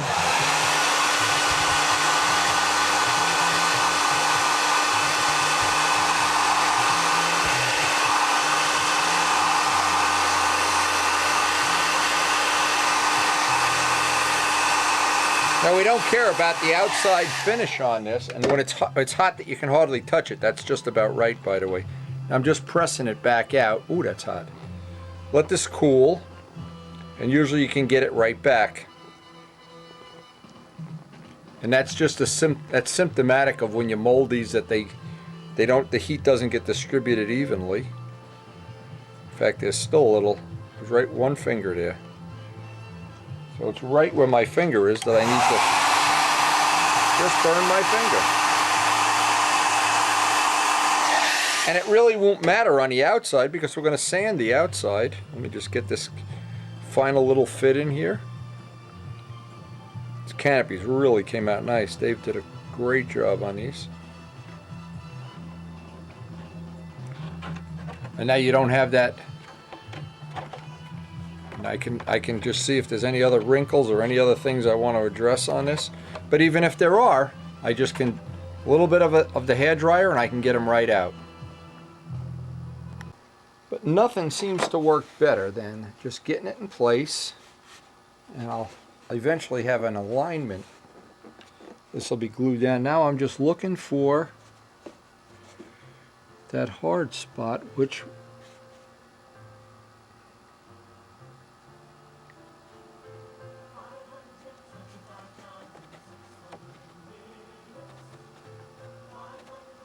there's always going to be a hard spot. And the idea of getting rid of these hard spots, which is right here, is because the one thing I don't want to do is push this in place and create a stress around it that eventually either could distort it or crack it.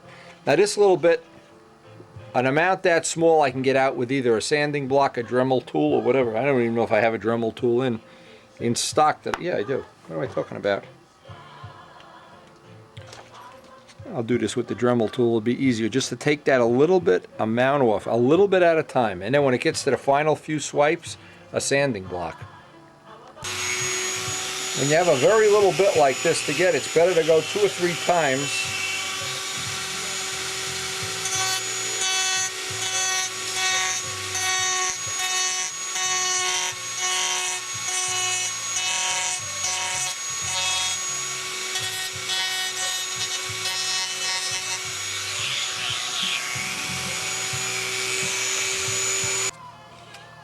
The block can be the last little bit.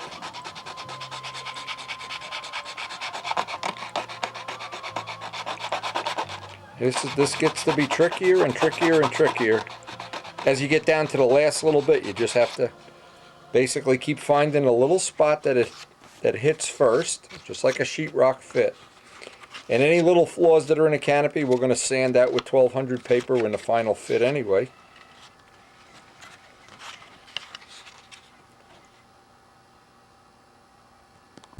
Now I want to this is just a temporary piece of tape going on here. Now what this is going to allow me to do is I want to get these fits even on both sides. And I can see I've got to move the canopy up this way just a little bit.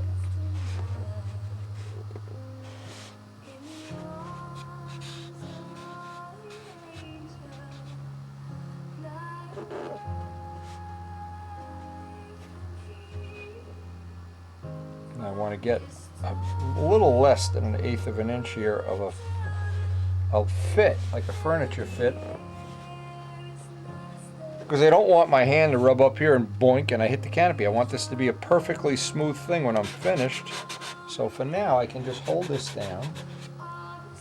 This pretty much takes this into account, and that's how that will fit on there. Now I'm going to look from the top and make sure I've got this even. That looks pretty good. Now I need to get some 1/8 inch tape because I want about 1/8 of an inch of overlap on this. So I'm going to use the edge of the shell.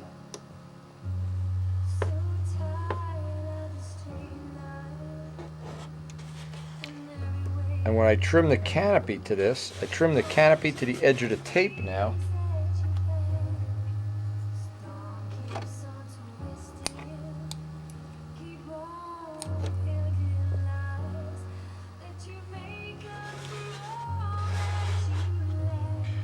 Now I can look up at the top, and here's the thing with looking from the top.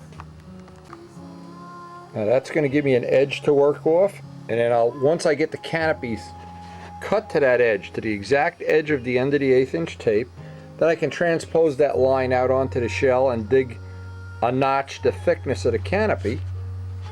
I also want to look from the top and see that I have this symmetrical. In other words, I don't want the canopy to be sitting off this way or this way.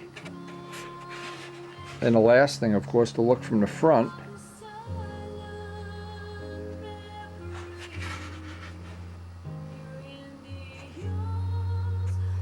And if there's any other little spots I need to take off.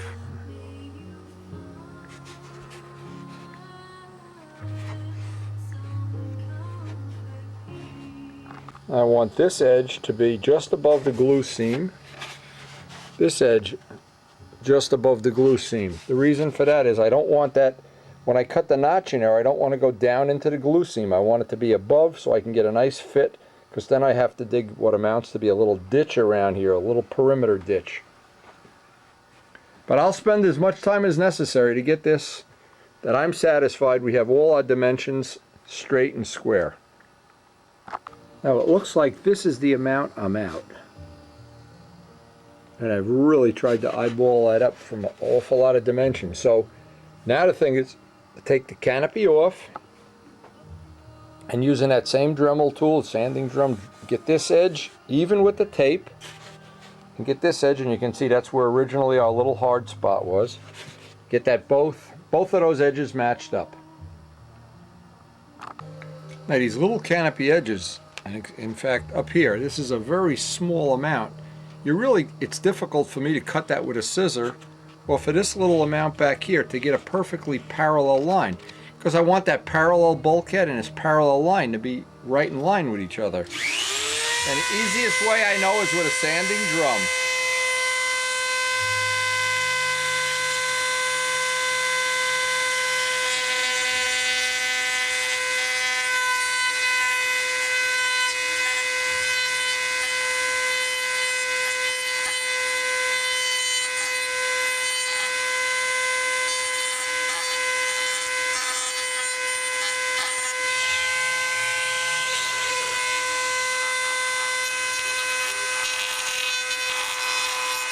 Oh, I just heard the horn blow. Karen's home. We have to go look at porches this afternoon.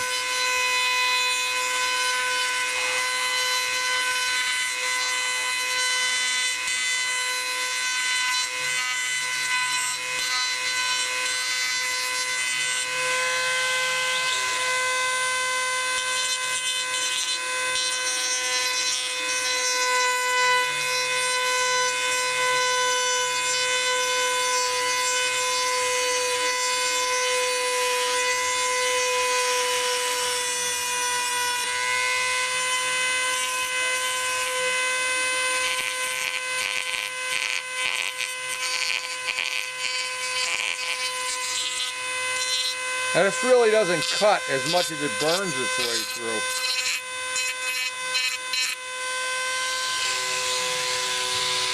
You don't think this Dremel tool needs a bearing, do you? I hear you, baby! Karen's back, and we're going to go look at, while we're taking a break from this Canopy thing, we're going to go look at some of the work. Karen's hopefully selected our porch contractor from a list of people she interviewed, or I interviewed, or we interviewed, I guess is the right way to do it. But we're going to go look at some of their handiwork as soon as we have a bite to eat. But nice to know we got this little piece half in a bank anyway. Now this is really about all I'm going to get done here. But I've got these two sides. Now if you were in doubt, there's a way you could do this. Since we have a center, let's call this a shell, I could put a piece of office paper out here, lay the canopy over it and make a pattern so that I could see if I have the ditch equal on both sides. But right now this looks pretty equal. It looks real good, in fact. And now I want to keep it held in place. I have this edge now where I can actually trace this out onto the wood.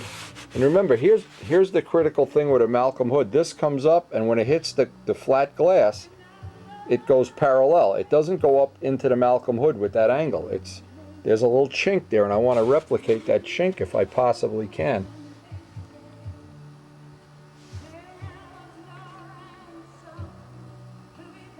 And I'm looking at it from every possible angle, and you know what?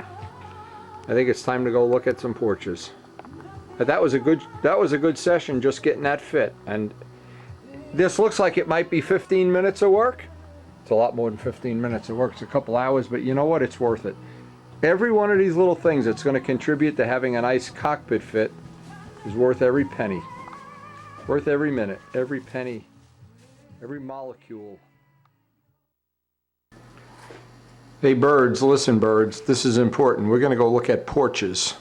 What's this contractor's name again? Lee Costa. Lee Costa. We're going to go look and see some of the work that Lee Costa, Karen has selected him as her favorite contractor. He's the contractor of the week, I guess. The Bird of the Week Club here. 104, this is it. That's 104, okay. Very nice. That's exactly the look I want. Okay. So there's the first of our contractors, and they have And pavers see, look, out he here. used the beam. Yep. See, the beadboard. Yeah, it looks nice. Very Nice job with the driveway too. Yeah, that is a nice balusters. I like those balusters. Yeah, I want him a little wider than that, but he said that's fine. As we go on tour looking at porches our contractor has done, notice there are 3 vets here now. 3. A black one, a blue one, You can get a vet, a red one. or you can get a. I can have a porch or a vet. Take my pick, huh? Is that what you're telling me? I guess I don't see any of these vets with the engine idling here waiting to come back to my house. Well, this came out of nowhere. There we are on a sunny day looking at porches for houses, and it turns into a rainstorm. Look at the rain right here. In fact, you can see it coming across. Yep. You can see it. Watch this. We're in a rainstorm. Oh no, Mr. Bill. I'm glad I'm not out on my Suzuki right now, or my Ferrari with the roof down. Oh no. I'm not going to turn the light. This is the way it was in Louisiana when they had that terrible accident. Good time to do this. You think we're gonna go home? I think we should go home. So much for looking at porches. Holy moly. Yeehaw! We're just taking a picture of some of the other houses so we can give some feedback to the contractor here. See, that one has nice gingerbread too. That's nice. But that also has on the bottom. Another one we like. Get the lattice work, but a simple railing. This one coming up is one of his? I don't know. Okay, but stop here. That's the kind of new That's the post kind that I of newel want. post you want, Yeah, right? this is 135, but that's the kind of post I like. Okay.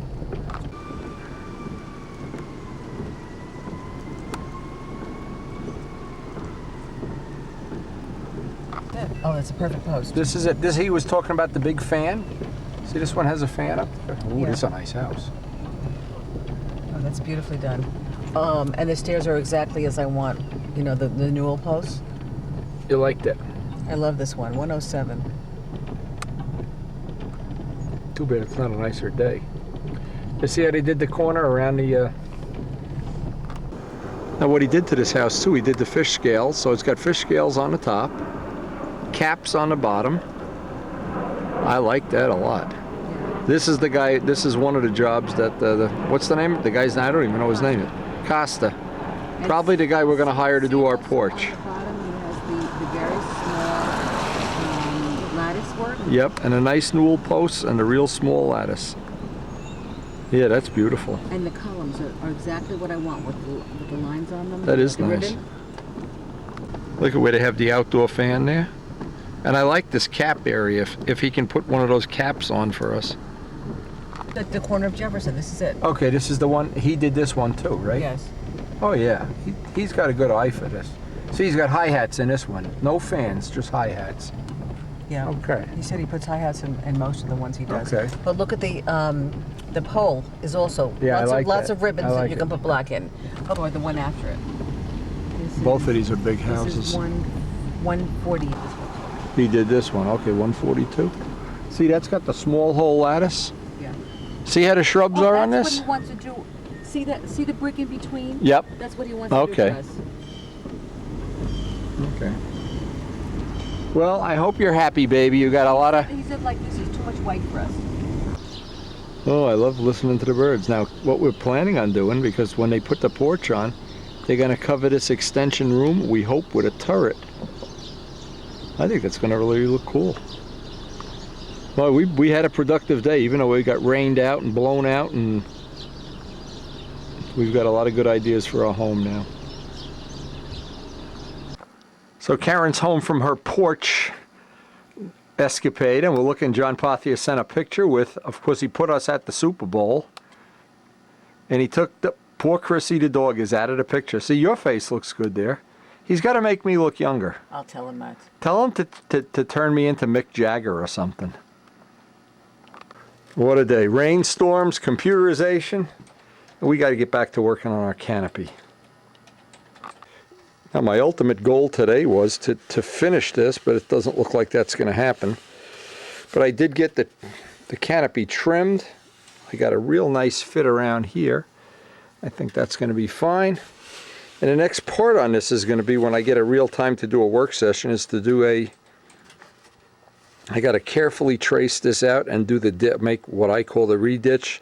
The ditch or the recess, the little ditch that goes around there, but unfortunately not going to have time to do that today. It's a busy day here in Constructionville. Busy with our computer work every minute of the day. And we're going to get back to doing this probably tomorrow. Now, before I go on to the next step on this, one of the next little steps I need to do, I put 1/8" tape around the area that's going to get sunken into the little ditch after I create it. But it gives me a nice even 1/8 inch around the perimeter. Now I need to take the blue masking tape and just back mask this. Then when I'm done, I'm going to take the green tape off, and it's going to leave me an 1/8 inch perimeter around it that I can sand and roughen up so that when we epoxy this in place, it stays in permanently. And that's one of the really critical things, so it doesn't come out, doesn't loosen up. And of course, we're not going to do that until many moons from now when we get all the detailing done. But right now, to get this piece, I can have a little time here tonight to get it prepped up. Okay, now once the green tape is removed, you can see what happens is I want to sand both sides, but I only want to sand the area where there's no blue tape. So this gives me a nice little edge to work with. So the next step is to just simply pull off the 1/8 inch tape, and then I can take a real fine, I don't know, I'm going to see which sanding block works best, because I want to roughen up this area. If I were to try to glue right to smooth, I'm not going to get a good bond. I'm not going to get as good a bond as I should. I just want to verify that I didn't distort anything.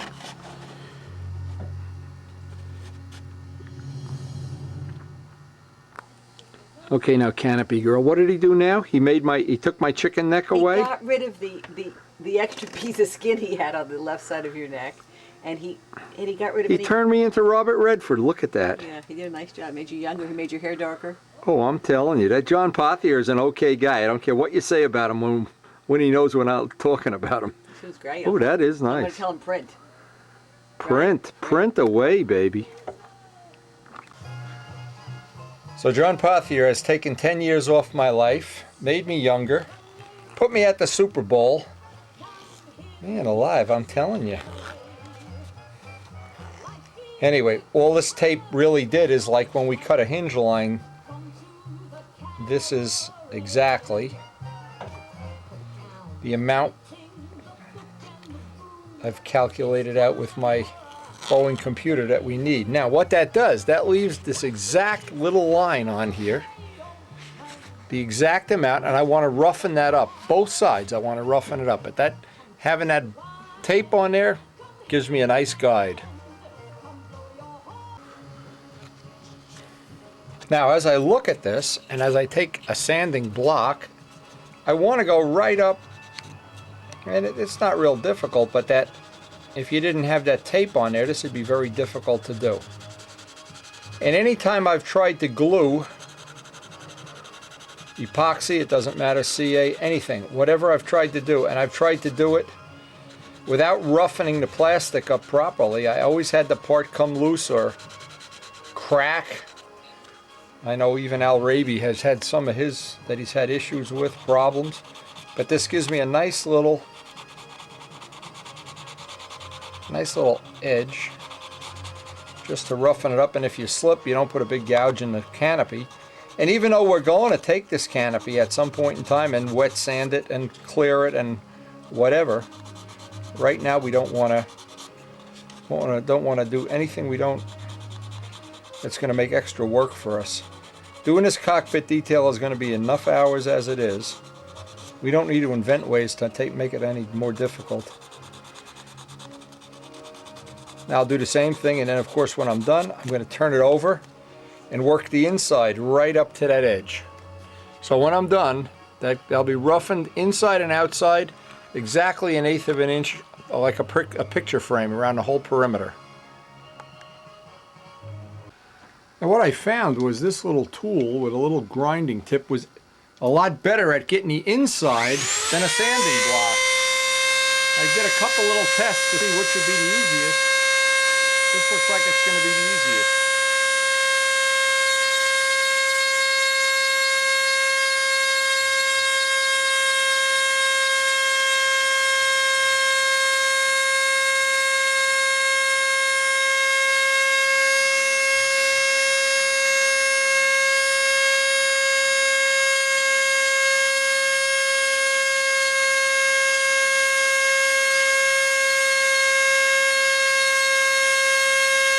Again, I'm using, let me shut this off,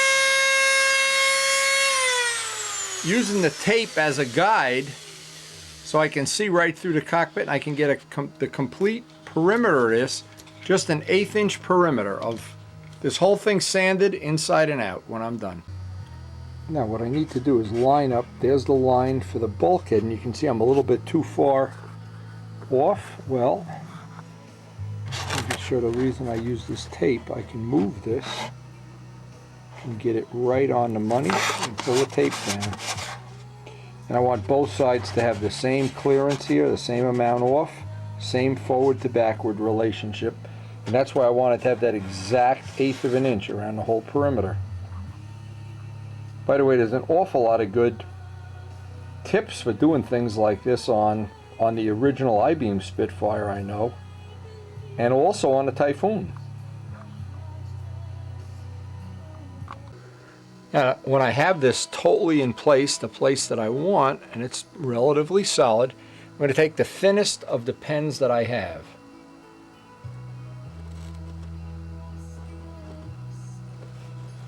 Just carefully trace this out, because what I'm going to have to do is recess this, the thickness of the material, and I'd like an exact fit.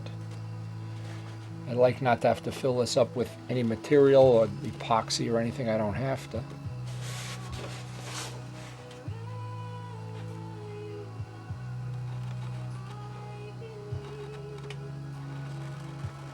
And not a big thick pen. This is one of those thin, I don't know what it is, Uniball. One of the few pens that I have in the shop that's thin. Now I can't go under the tape, but I can get right up to it, and then when I'm done, pull the tape up on one side.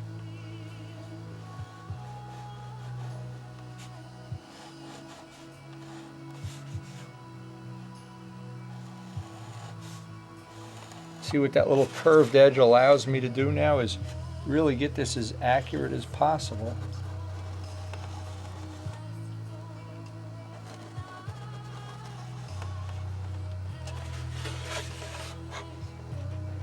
Without this little ditch, or this little ridge I should say, I won't get the, especially on a take apart plane, where I can get in and get at the cockpit detail, I won't be able to maximize the way I want to do this.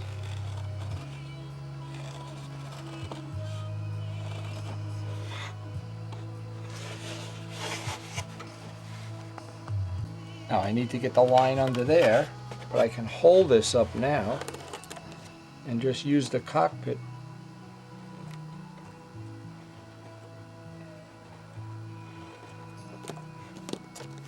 Now I can put this back, flip it and do the other side. As he loses it. I can get this right back where it should be. Now I have a line, and I know exactly where this cockpit is going to wind up residing.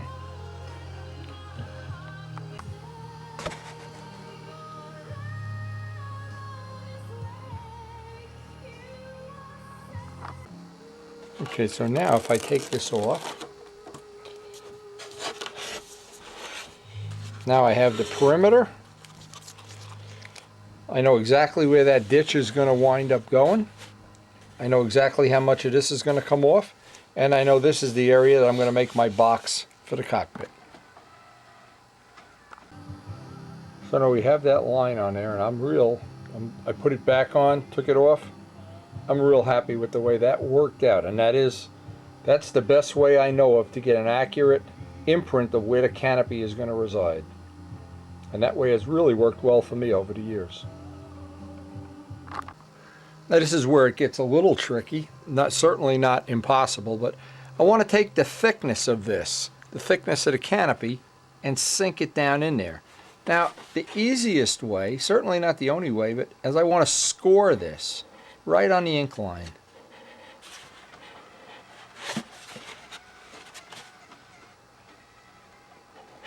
And this really just takes a little patience. It's going to take me a while to cut this. Now what I'm going to try to do is I'm going to try to take just the amount off that normally would be the thickness of the canopy material. Now see, some of this is hardened up with thin CA, so I've got to be careful. I've just taken little chunks out at a time.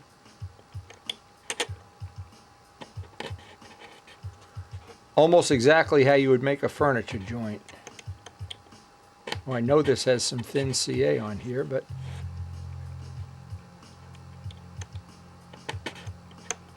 again, I'm trying to just take out the material just enough to cut this ditch in. And that's going to allow, what that's going to allow is the canopy will sink down in here, And I obviously could do the whole thing with sandpaper. I'm just trying to minimize the dirt, the dust. And if I just take a little chunk at a time out, better to take a little less out, because what I'm trying not to do is build this up. I don't want to have the canopy bigger than the turtle deck. Then I'm going to have this. I want to take my hand, and when I go over this, as if it was all created out of the same, carved out of the same piece of material. And if I just take ice shavings like this,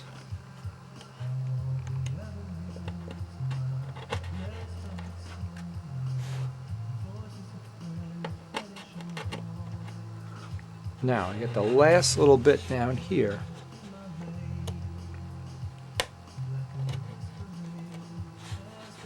Now I've got it pretty close, but I want to get my selection of tools here. And I don't know right now, I don't know which one of these tools is going to be the best. But I have this feeling that my gear block, this thing turns out being the most useful tool ever. And because it allows me to get, let's see which corner has still got some good grit on it before I change the paper. It can allow me to get in there.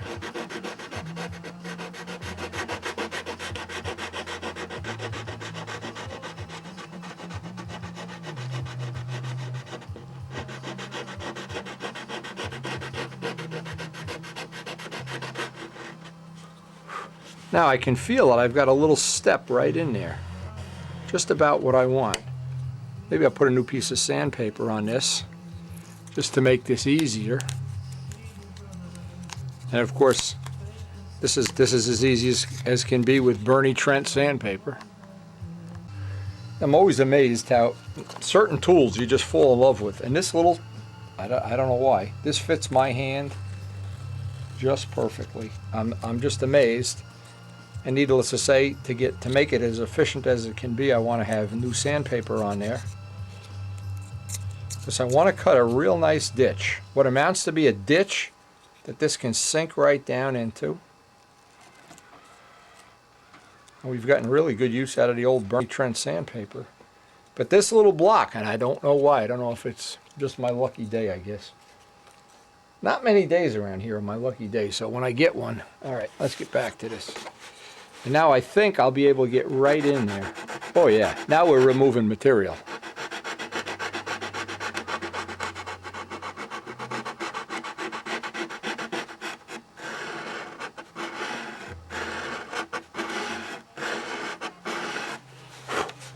Now just to see if I'm getting close,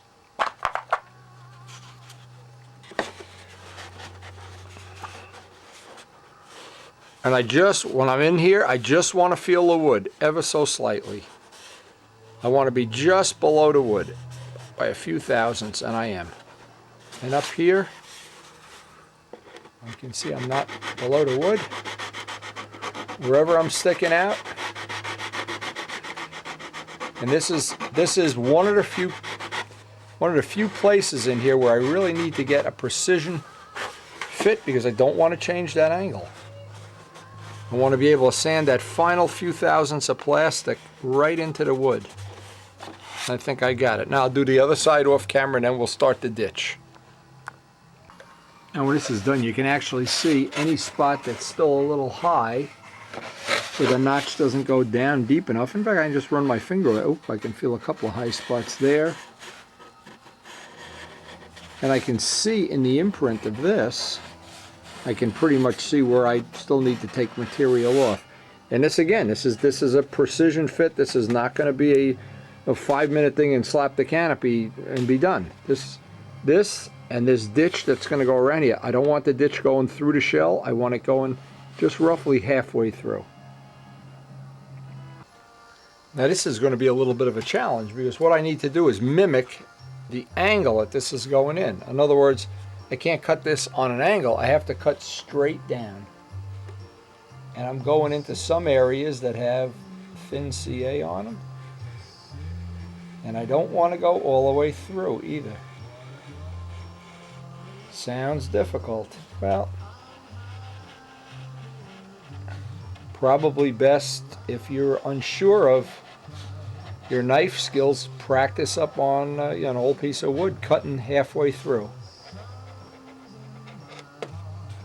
Now again, that piece is going to go on an angle, so what I'm trying to do is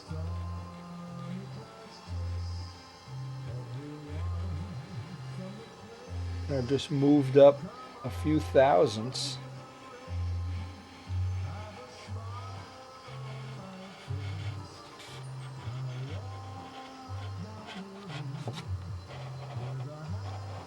And you can imagine we're going to put many hours of cockpit detailing into this little area, so we don't want to have it that this either gets loose or cracks or whatever. I want to have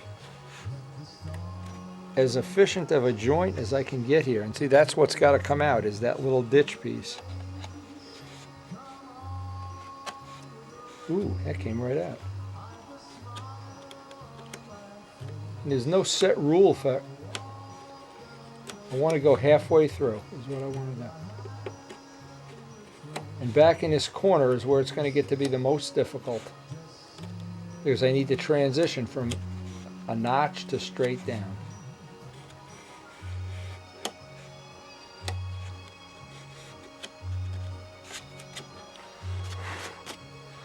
And it's right in this corner. This is going to get difficult.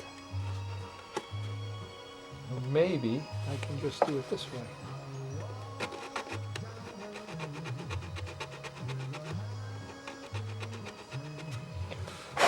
Now I've got the beginning of the ditch, but I don't have, it's certainly not deep enough. Let's try this as a start. Would be a double piece of sandpaper.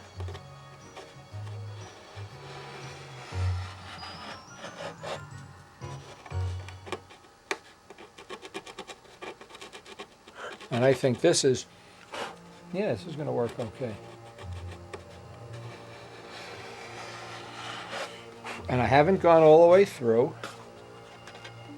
Oh, I've got the thickness just nice too.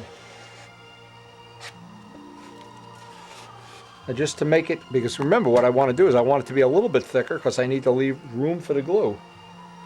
Let me see if this will work. And sometimes you just need to experiment a little bit, or a lot.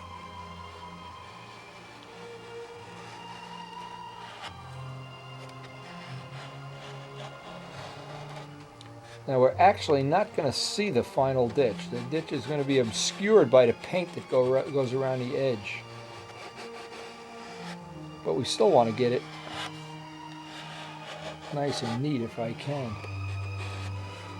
Now I see the only area I'm going to have a problem with is down in that corner, because it's a solid glue joint. And that's going to want to go down, so I really don't even need a ditch there. It's going to end right there.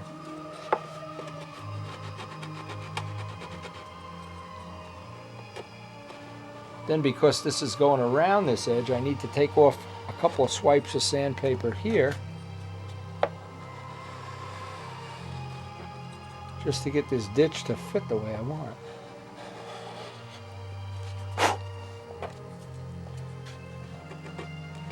And the sandpaper is mimicking what the actual plastic would be as it goes around.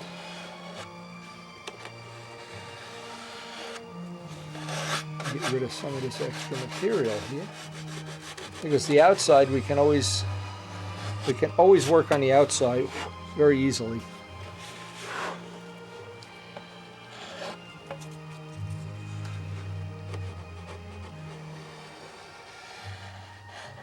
And I can just work this ditch now till I'm happy with it.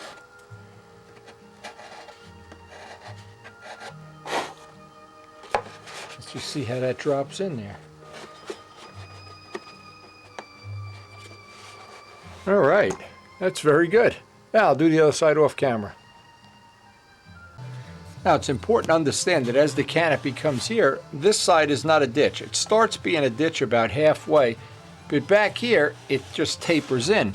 So I need to remove some of that material, because we're going to obviously put a finish on this inside before we glue the canopy on.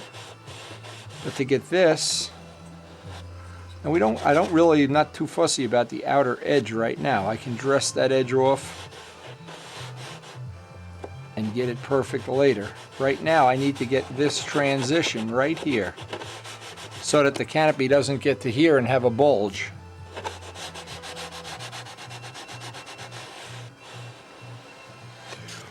And what I'm doing is every step of the way here I'm shooting pictures with the still camera for this Control Line World article, and I don't know how many John Pothier will decide to include in with the article, but I'm sure we'll get some good ones out of this.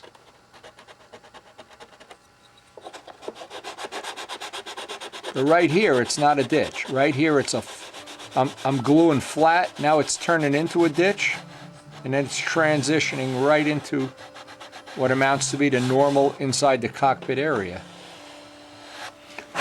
But I do have a pretty good ditch around the whole perimeter now. If you were to look at it close, you'd see.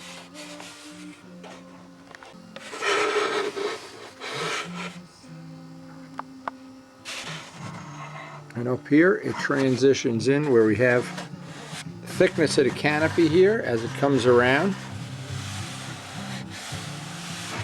And I could use my hand to feel that I still have a little bit of a bulge here. I got to take a little bit of that material up to about there, I'd say halfway, because I don't want it bulging out. I want it to have a nice smooth transition there. And if you can envision, like a draftsman could, what that cross section looks like as it transitions in there, just make it a little bit easier. Now, a Spitfire cockpit, for a real Spitfire with a turtle deck, is separated into two areas. One of them is where the pilot is, and the second is the area behind him, which usually has radio equipment, or in the case of the ones that have cameras for observation, the cameras are in that area right behind the pilot.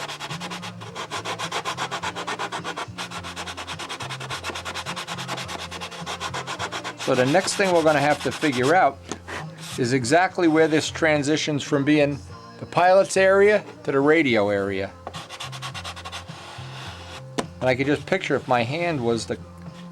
It's still hard there.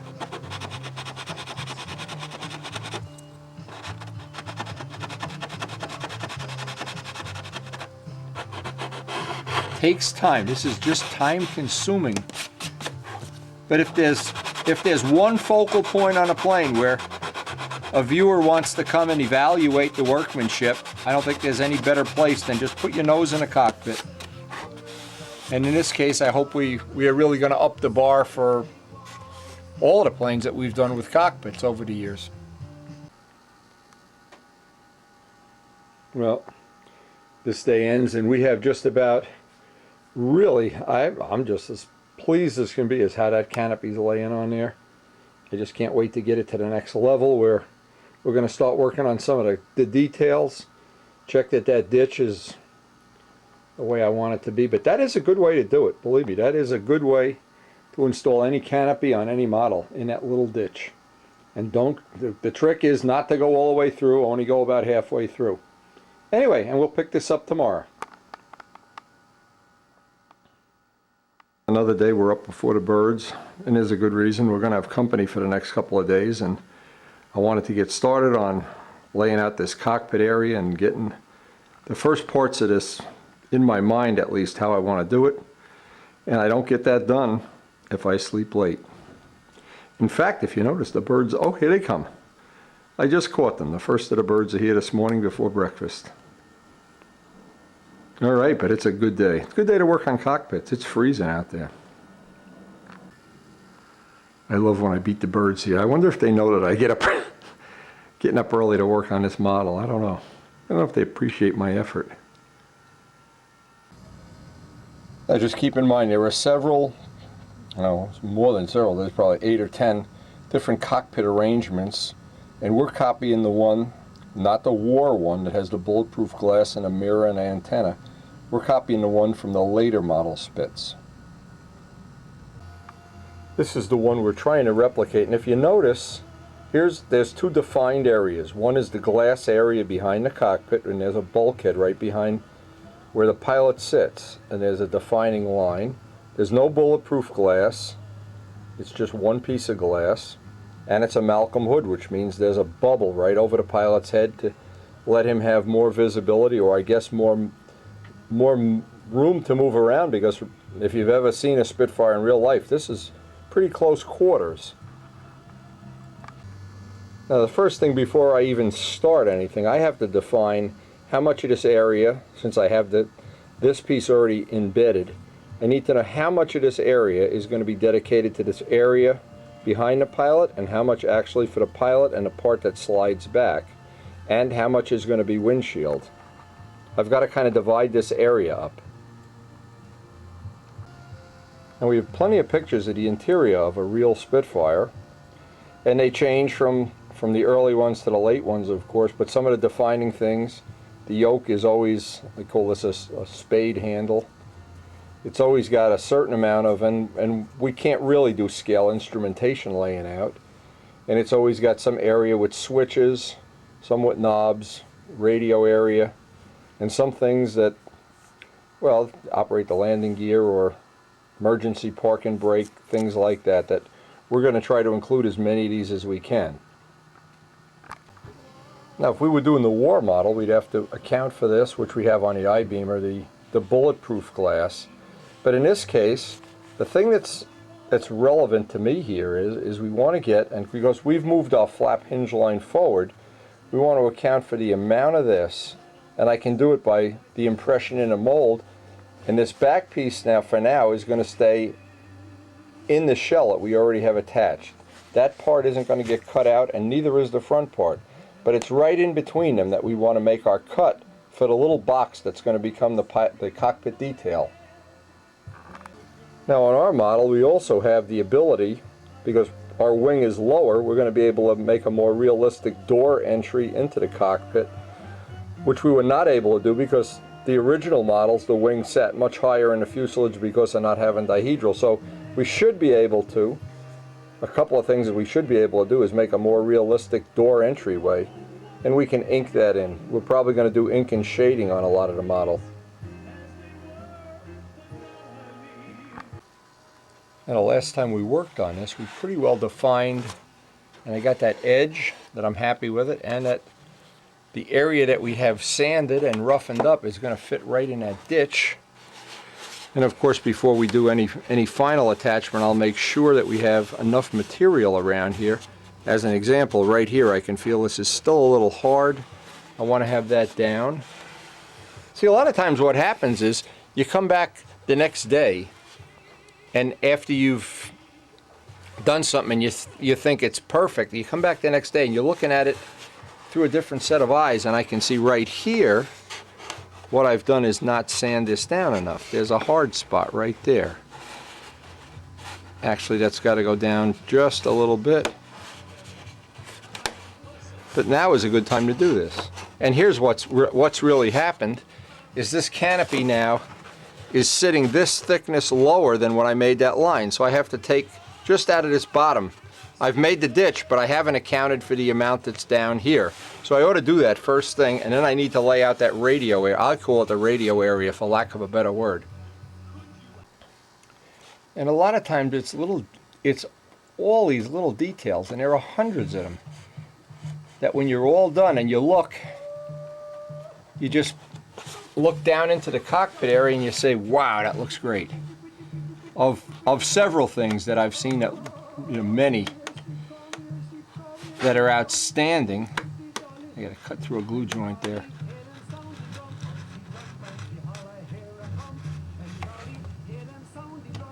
And I did not account for that yesterday, and I don't know why. Because that part is really residing probably 30 thousandths lower in there. I don't think I can build a plane anymore without a SIG landing gear block. But even a little adjustment like this, I want to get this, the fit on this, the glass to the wood area here is really critical. If that's sloppy, all the cockpit detail in the world is not going to look good. And all this fitting has to be done before you make the final decision on gluing it. Now this has to be tight. We still need a little bit, and you know what it is? I'm running right up against the glue. an area where there's solid glue. Even a little adjustment like that, the earlier you can make these adjustments, the better. Oh yeah. I don't know how I didn't see that. No, that's what happens when you work at the end of the day or the beginning of the day. It's that Jovalia coffee that kicks in.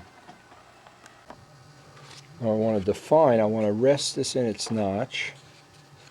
I can define it this way. I can feel it right here. I can feel where this part, oh, this is easy. You just need to do one side. There's a dot there.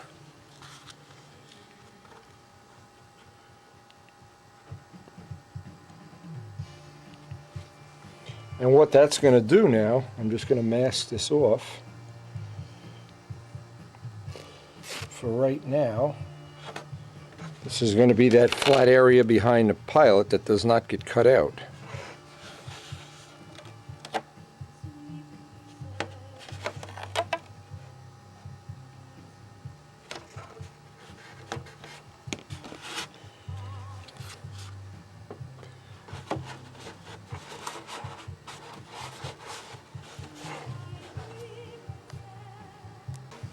Well, I just want to check, and it's from the bulkhead forward, so we're going to have 32. Okay, it's from this bulkhead that I'm referencing off, because I don't want this area to be cocked one way or another. I want it to be as straight as possible. Now what I can do now, just for my own, and it's not a real critical thing right now, I want to reference this. Of course, if I could find a pen that would write, it would be nice. This is going to be my reference line that divides the two areas.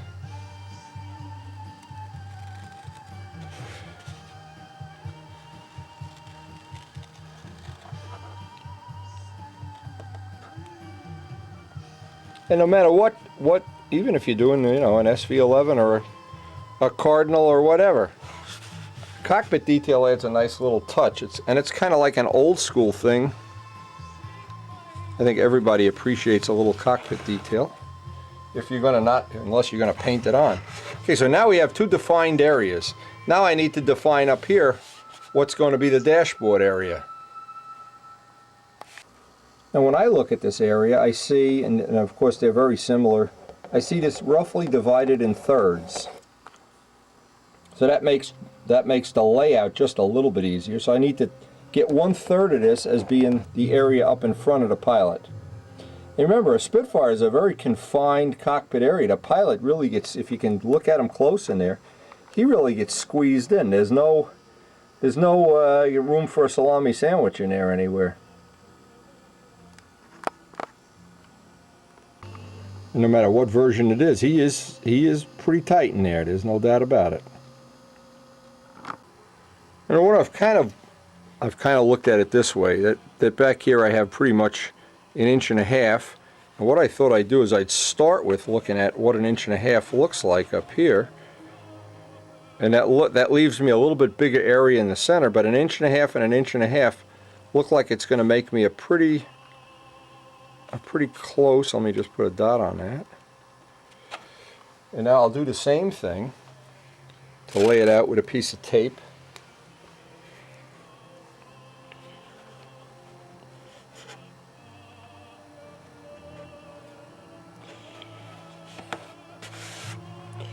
And then try to measure forward from the bulkhead and see that I have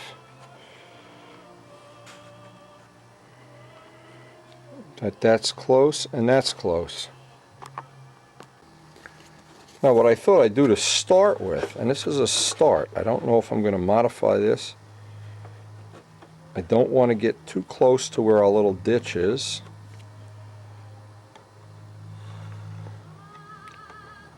What I'm trying to do is define a box that's going to be the cockpit area.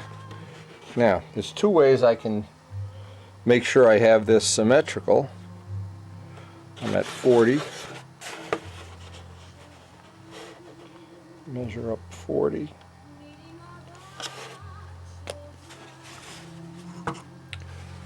And there's a lot of layout on this, but when it's If anything, I'd like the box to be square so I could slide it in and out conveniently. Let's just see how that lays out.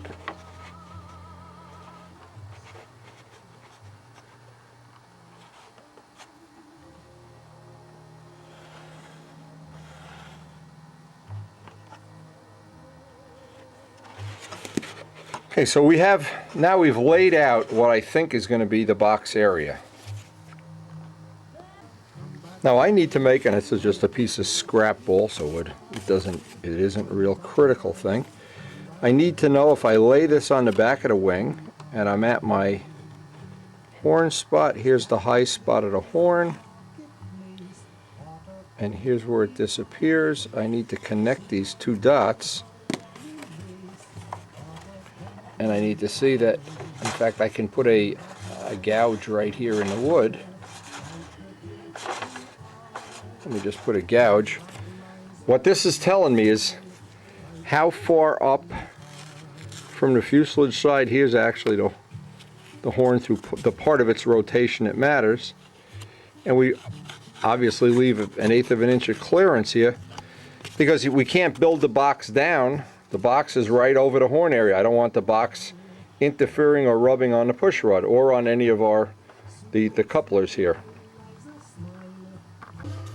Now what this tells me is this is the area that I can't put the box in. I'm going to have a problem if I extend the box down into this area because the push rod is going to be running back and forth. So I want to see that the depth of the box that I can make, and I'll leave a little bit less, is 124, and I want to make it symmetrical. I probably could get away with 1.5 inches, but I'm going to make it 1.5 inches. Yeah, I could get 1.5 inches. 1.5 inches. Now just to make sure, I'll reverse this. Of course, I've already allowed more than 1/8 of an inch there, in fact. But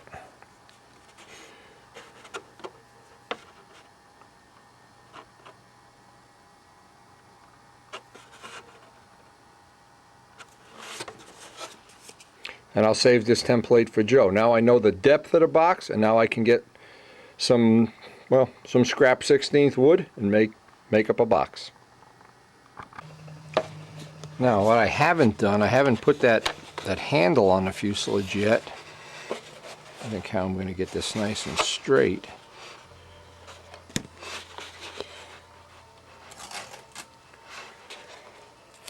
And I always like to have a way of working without a helper when necessary, and that's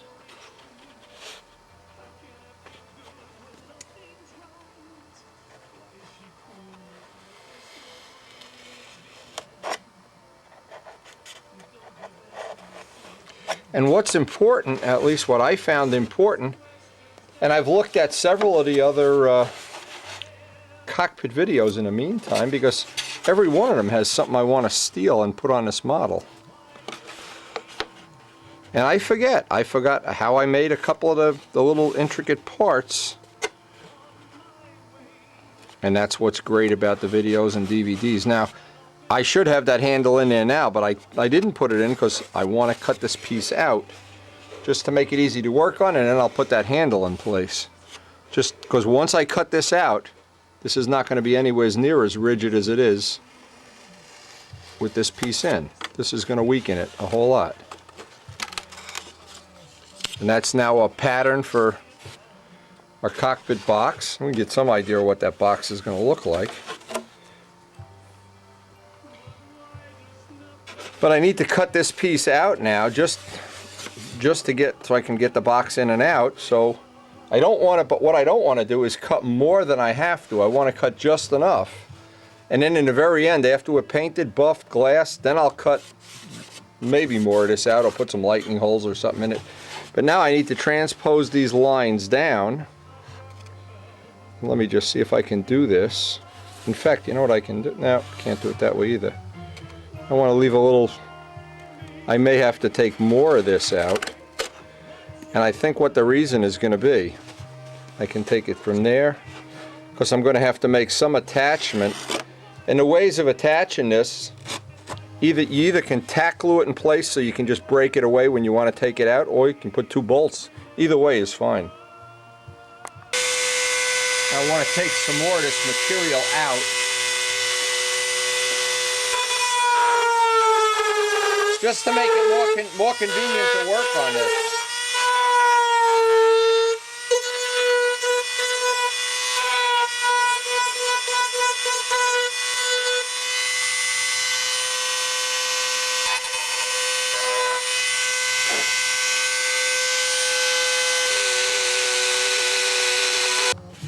So now while we're working on this area, we want to be able to get in through the bottom. And because this now is getting a little weaker than I'd like it to be, I'm going to bolt that handle in place.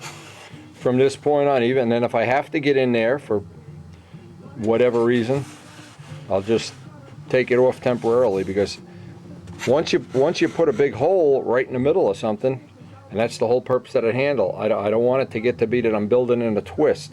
That handle holds everything in place just like it would if we had the wing bolted in place. And this is one thing I've found about doing cockpits. When you do a cockpit and the wing is in place, you can't get in from here. Boy, are you restricted in what you can do. This allows us a lot more options in terms of designing this and executing it. Now, before I actually lay out the box, I want to true up all these edges with a sanding block. This is why I needed that area underneath.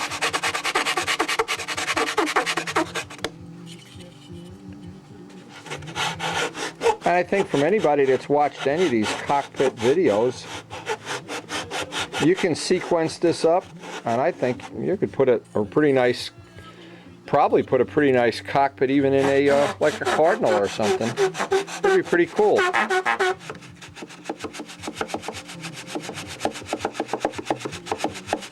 And cockpit detailing is one of the throwback things to traditional, I guess the right word is traditional modeling skills.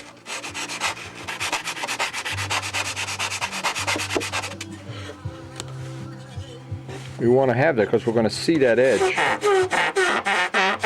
Ooh, that sounds nice. Kind of makes you want to go to the dentist. Woo! So now we have our handle in place, we've got the rigidity back, we've got room, and we can start building the box.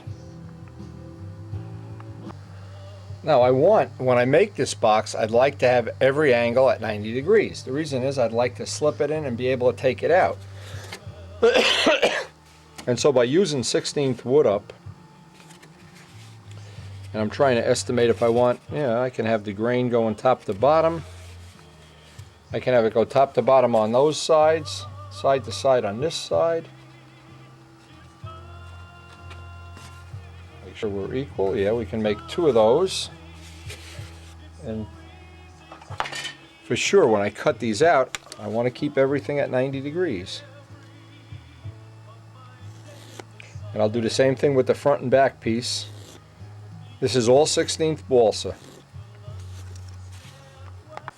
Now what I'm looking for is a fit that's nice and tight, but not one that I gotta squeeze to get in and out.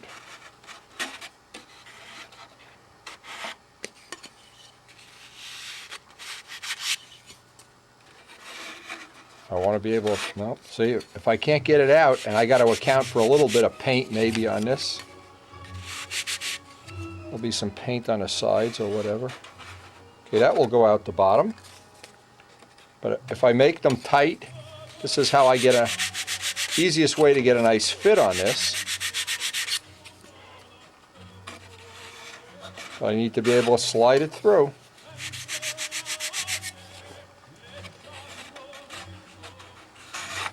Okay, now I got to do the same thing, cut the front and back, and then I'm ready to glue these together.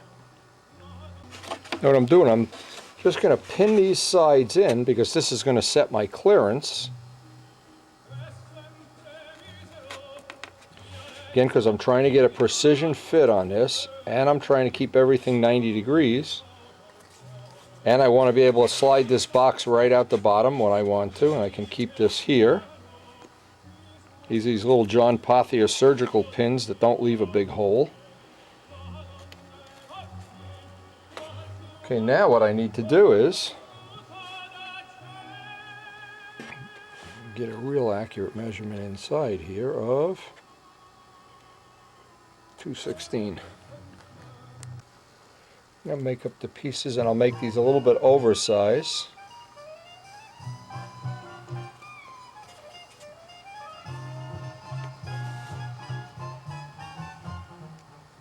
In fact, I'll leave the line on, and once I get one that fits, the second one, in theory, should fit. And once I get these to be a tight fit, then I know I'm only a couple of sandpaper swipes away.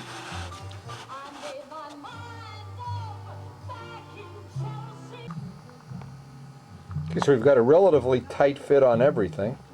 Now the next thing is I want to take this out and I want to tack glue everything together right on the bottom of the box. Now this is one way to just tack everything together and make sure it's pretty close to 90 degrees, as long as you don't glue it to the piece that you're trying to do. And it helps you get 90-degree joints.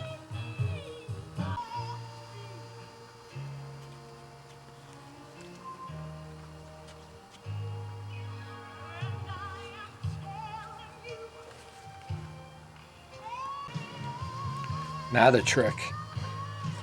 We've got a pretty close fit. I want to get permanent seams in this. And I want to get the seams on the side, because the floor will not get glued in yet. And I need this to be rigid, and I need it to be an accurate fit before I can go on. And I need it to be square. I need it to be that it's not going to change. Not going to be all the angles are going to change every time I touch it. Whoop. As soon as that glue kicks off, the next step is going to be make sure I have a really good precision fit. And you would think making a box with all 90-degree corners is not that big of a deal until you go to do it. And then you realize, ooh, that's a little more difficult than I thought it would be.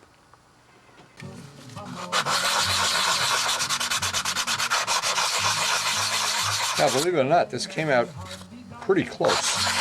I was expecting I'd have to do a lot of sanding or whatever, but I want this box to be solid to start with.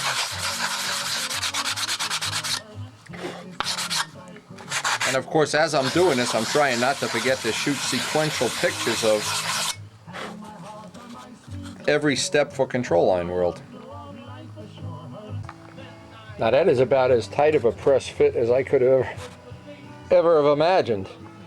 And what I'll do is I'll just sand the opening here until I get this. I want it to be tight, but I don't want it to be so tight that I may distort something when I put it in and out. So a couple of swipes of the sandpaper, but I've got good fits all around. And of course what I want is I want in the end of this for them to look like ink lines. Now I'm doing the same thing I would normally do with any other sheetrock type of fit. Picking up the hard spot. Again, when I'm done with these joints, I want them to look like ink lines, not sloppy. I marked on this which side was the front so I wouldn't be constantly playing Rubik's Cubes with it. And it is truly a nice, that is really a nice fit. I'm impressed with how nice that worked out. Now, next step is I need to figure out the length.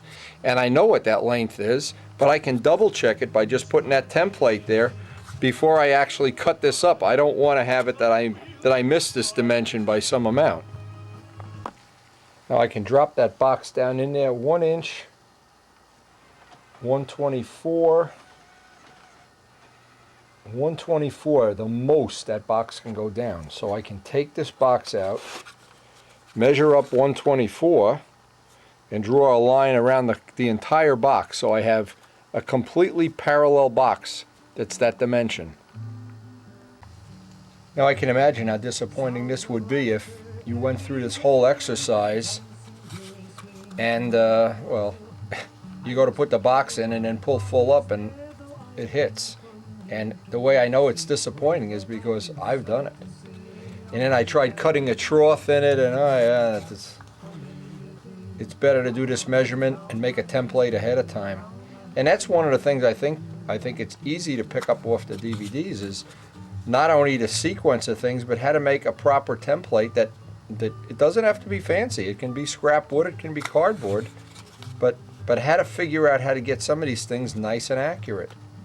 So now I have all the dots, and now it's just a question of connecting the dots and getting an accurate cut. And that becomes my box.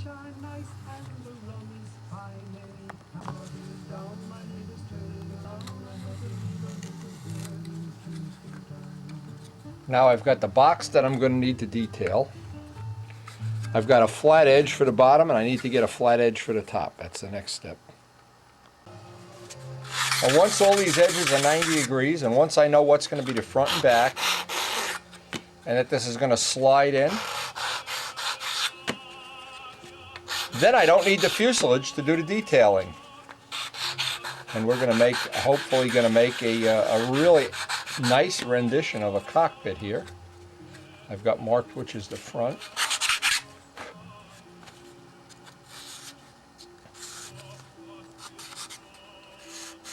Again, this having the wing low in the fuselage is going to allow us to have a much more detailed box. Having a wider fuselage is going to allow for more details. And it's a question of how much time, how much energy you want to expel to get this really nice.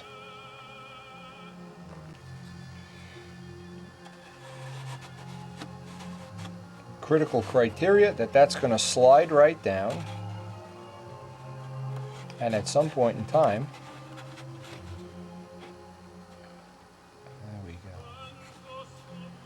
I've got plenty of clearance, and of course I could take up the clearance if I have to with other material. Oh, that's going to be nice. And that it comes right out the bottom. Criteria number 2, that we can get it in and out. Because if you can't get it out, not gonna really be your best friend. In fact, I just had another I have a nice little idea already. I've come up with what I think is going to be a good idea. Now I was thinking, and I thought this would be worth trying, because making these boxes only takes a minute or so. If I transpose out this shape, the curved shape here, and I have a pattern for that, and a curved shape here, and make the box, basically, in this case it would have to be 1/8 of an inch longer, and I already know what that dimension is. I think I'm going to make another box with this curve in here. Now it'll serve 2 purposes. I hadn't done that in the past, but it'll allow me to get a nice fit up here around the dashboard and seal off this area in the back. I won't have to put another bulkhead back there. I can use the box itself as a bulkhead. So what I'm going to do, and I'll do this basically off camera because I think it's just going to be redundant here. Trace this shape, add it to here, and then just make the box longer. And that's what's nice about doing something like this. You can improvise, you can change it as you go along, but having a box longer now, as it goes in, it'll rest up on those areas and be a nice solid fit. So maybe that's a little upgrade we can use from this point on. Now we've come to the end of this DVD, but I think we're well on our way to having this cockpit ready to do the detailing, and in the next couple of days we're really going to try to put the push on and make this a real special cockpit. I really want that to be one of the focal points of the plane. Anyway, and please share the videos, share the DVDs, and we hope we'll see you on the next DVD.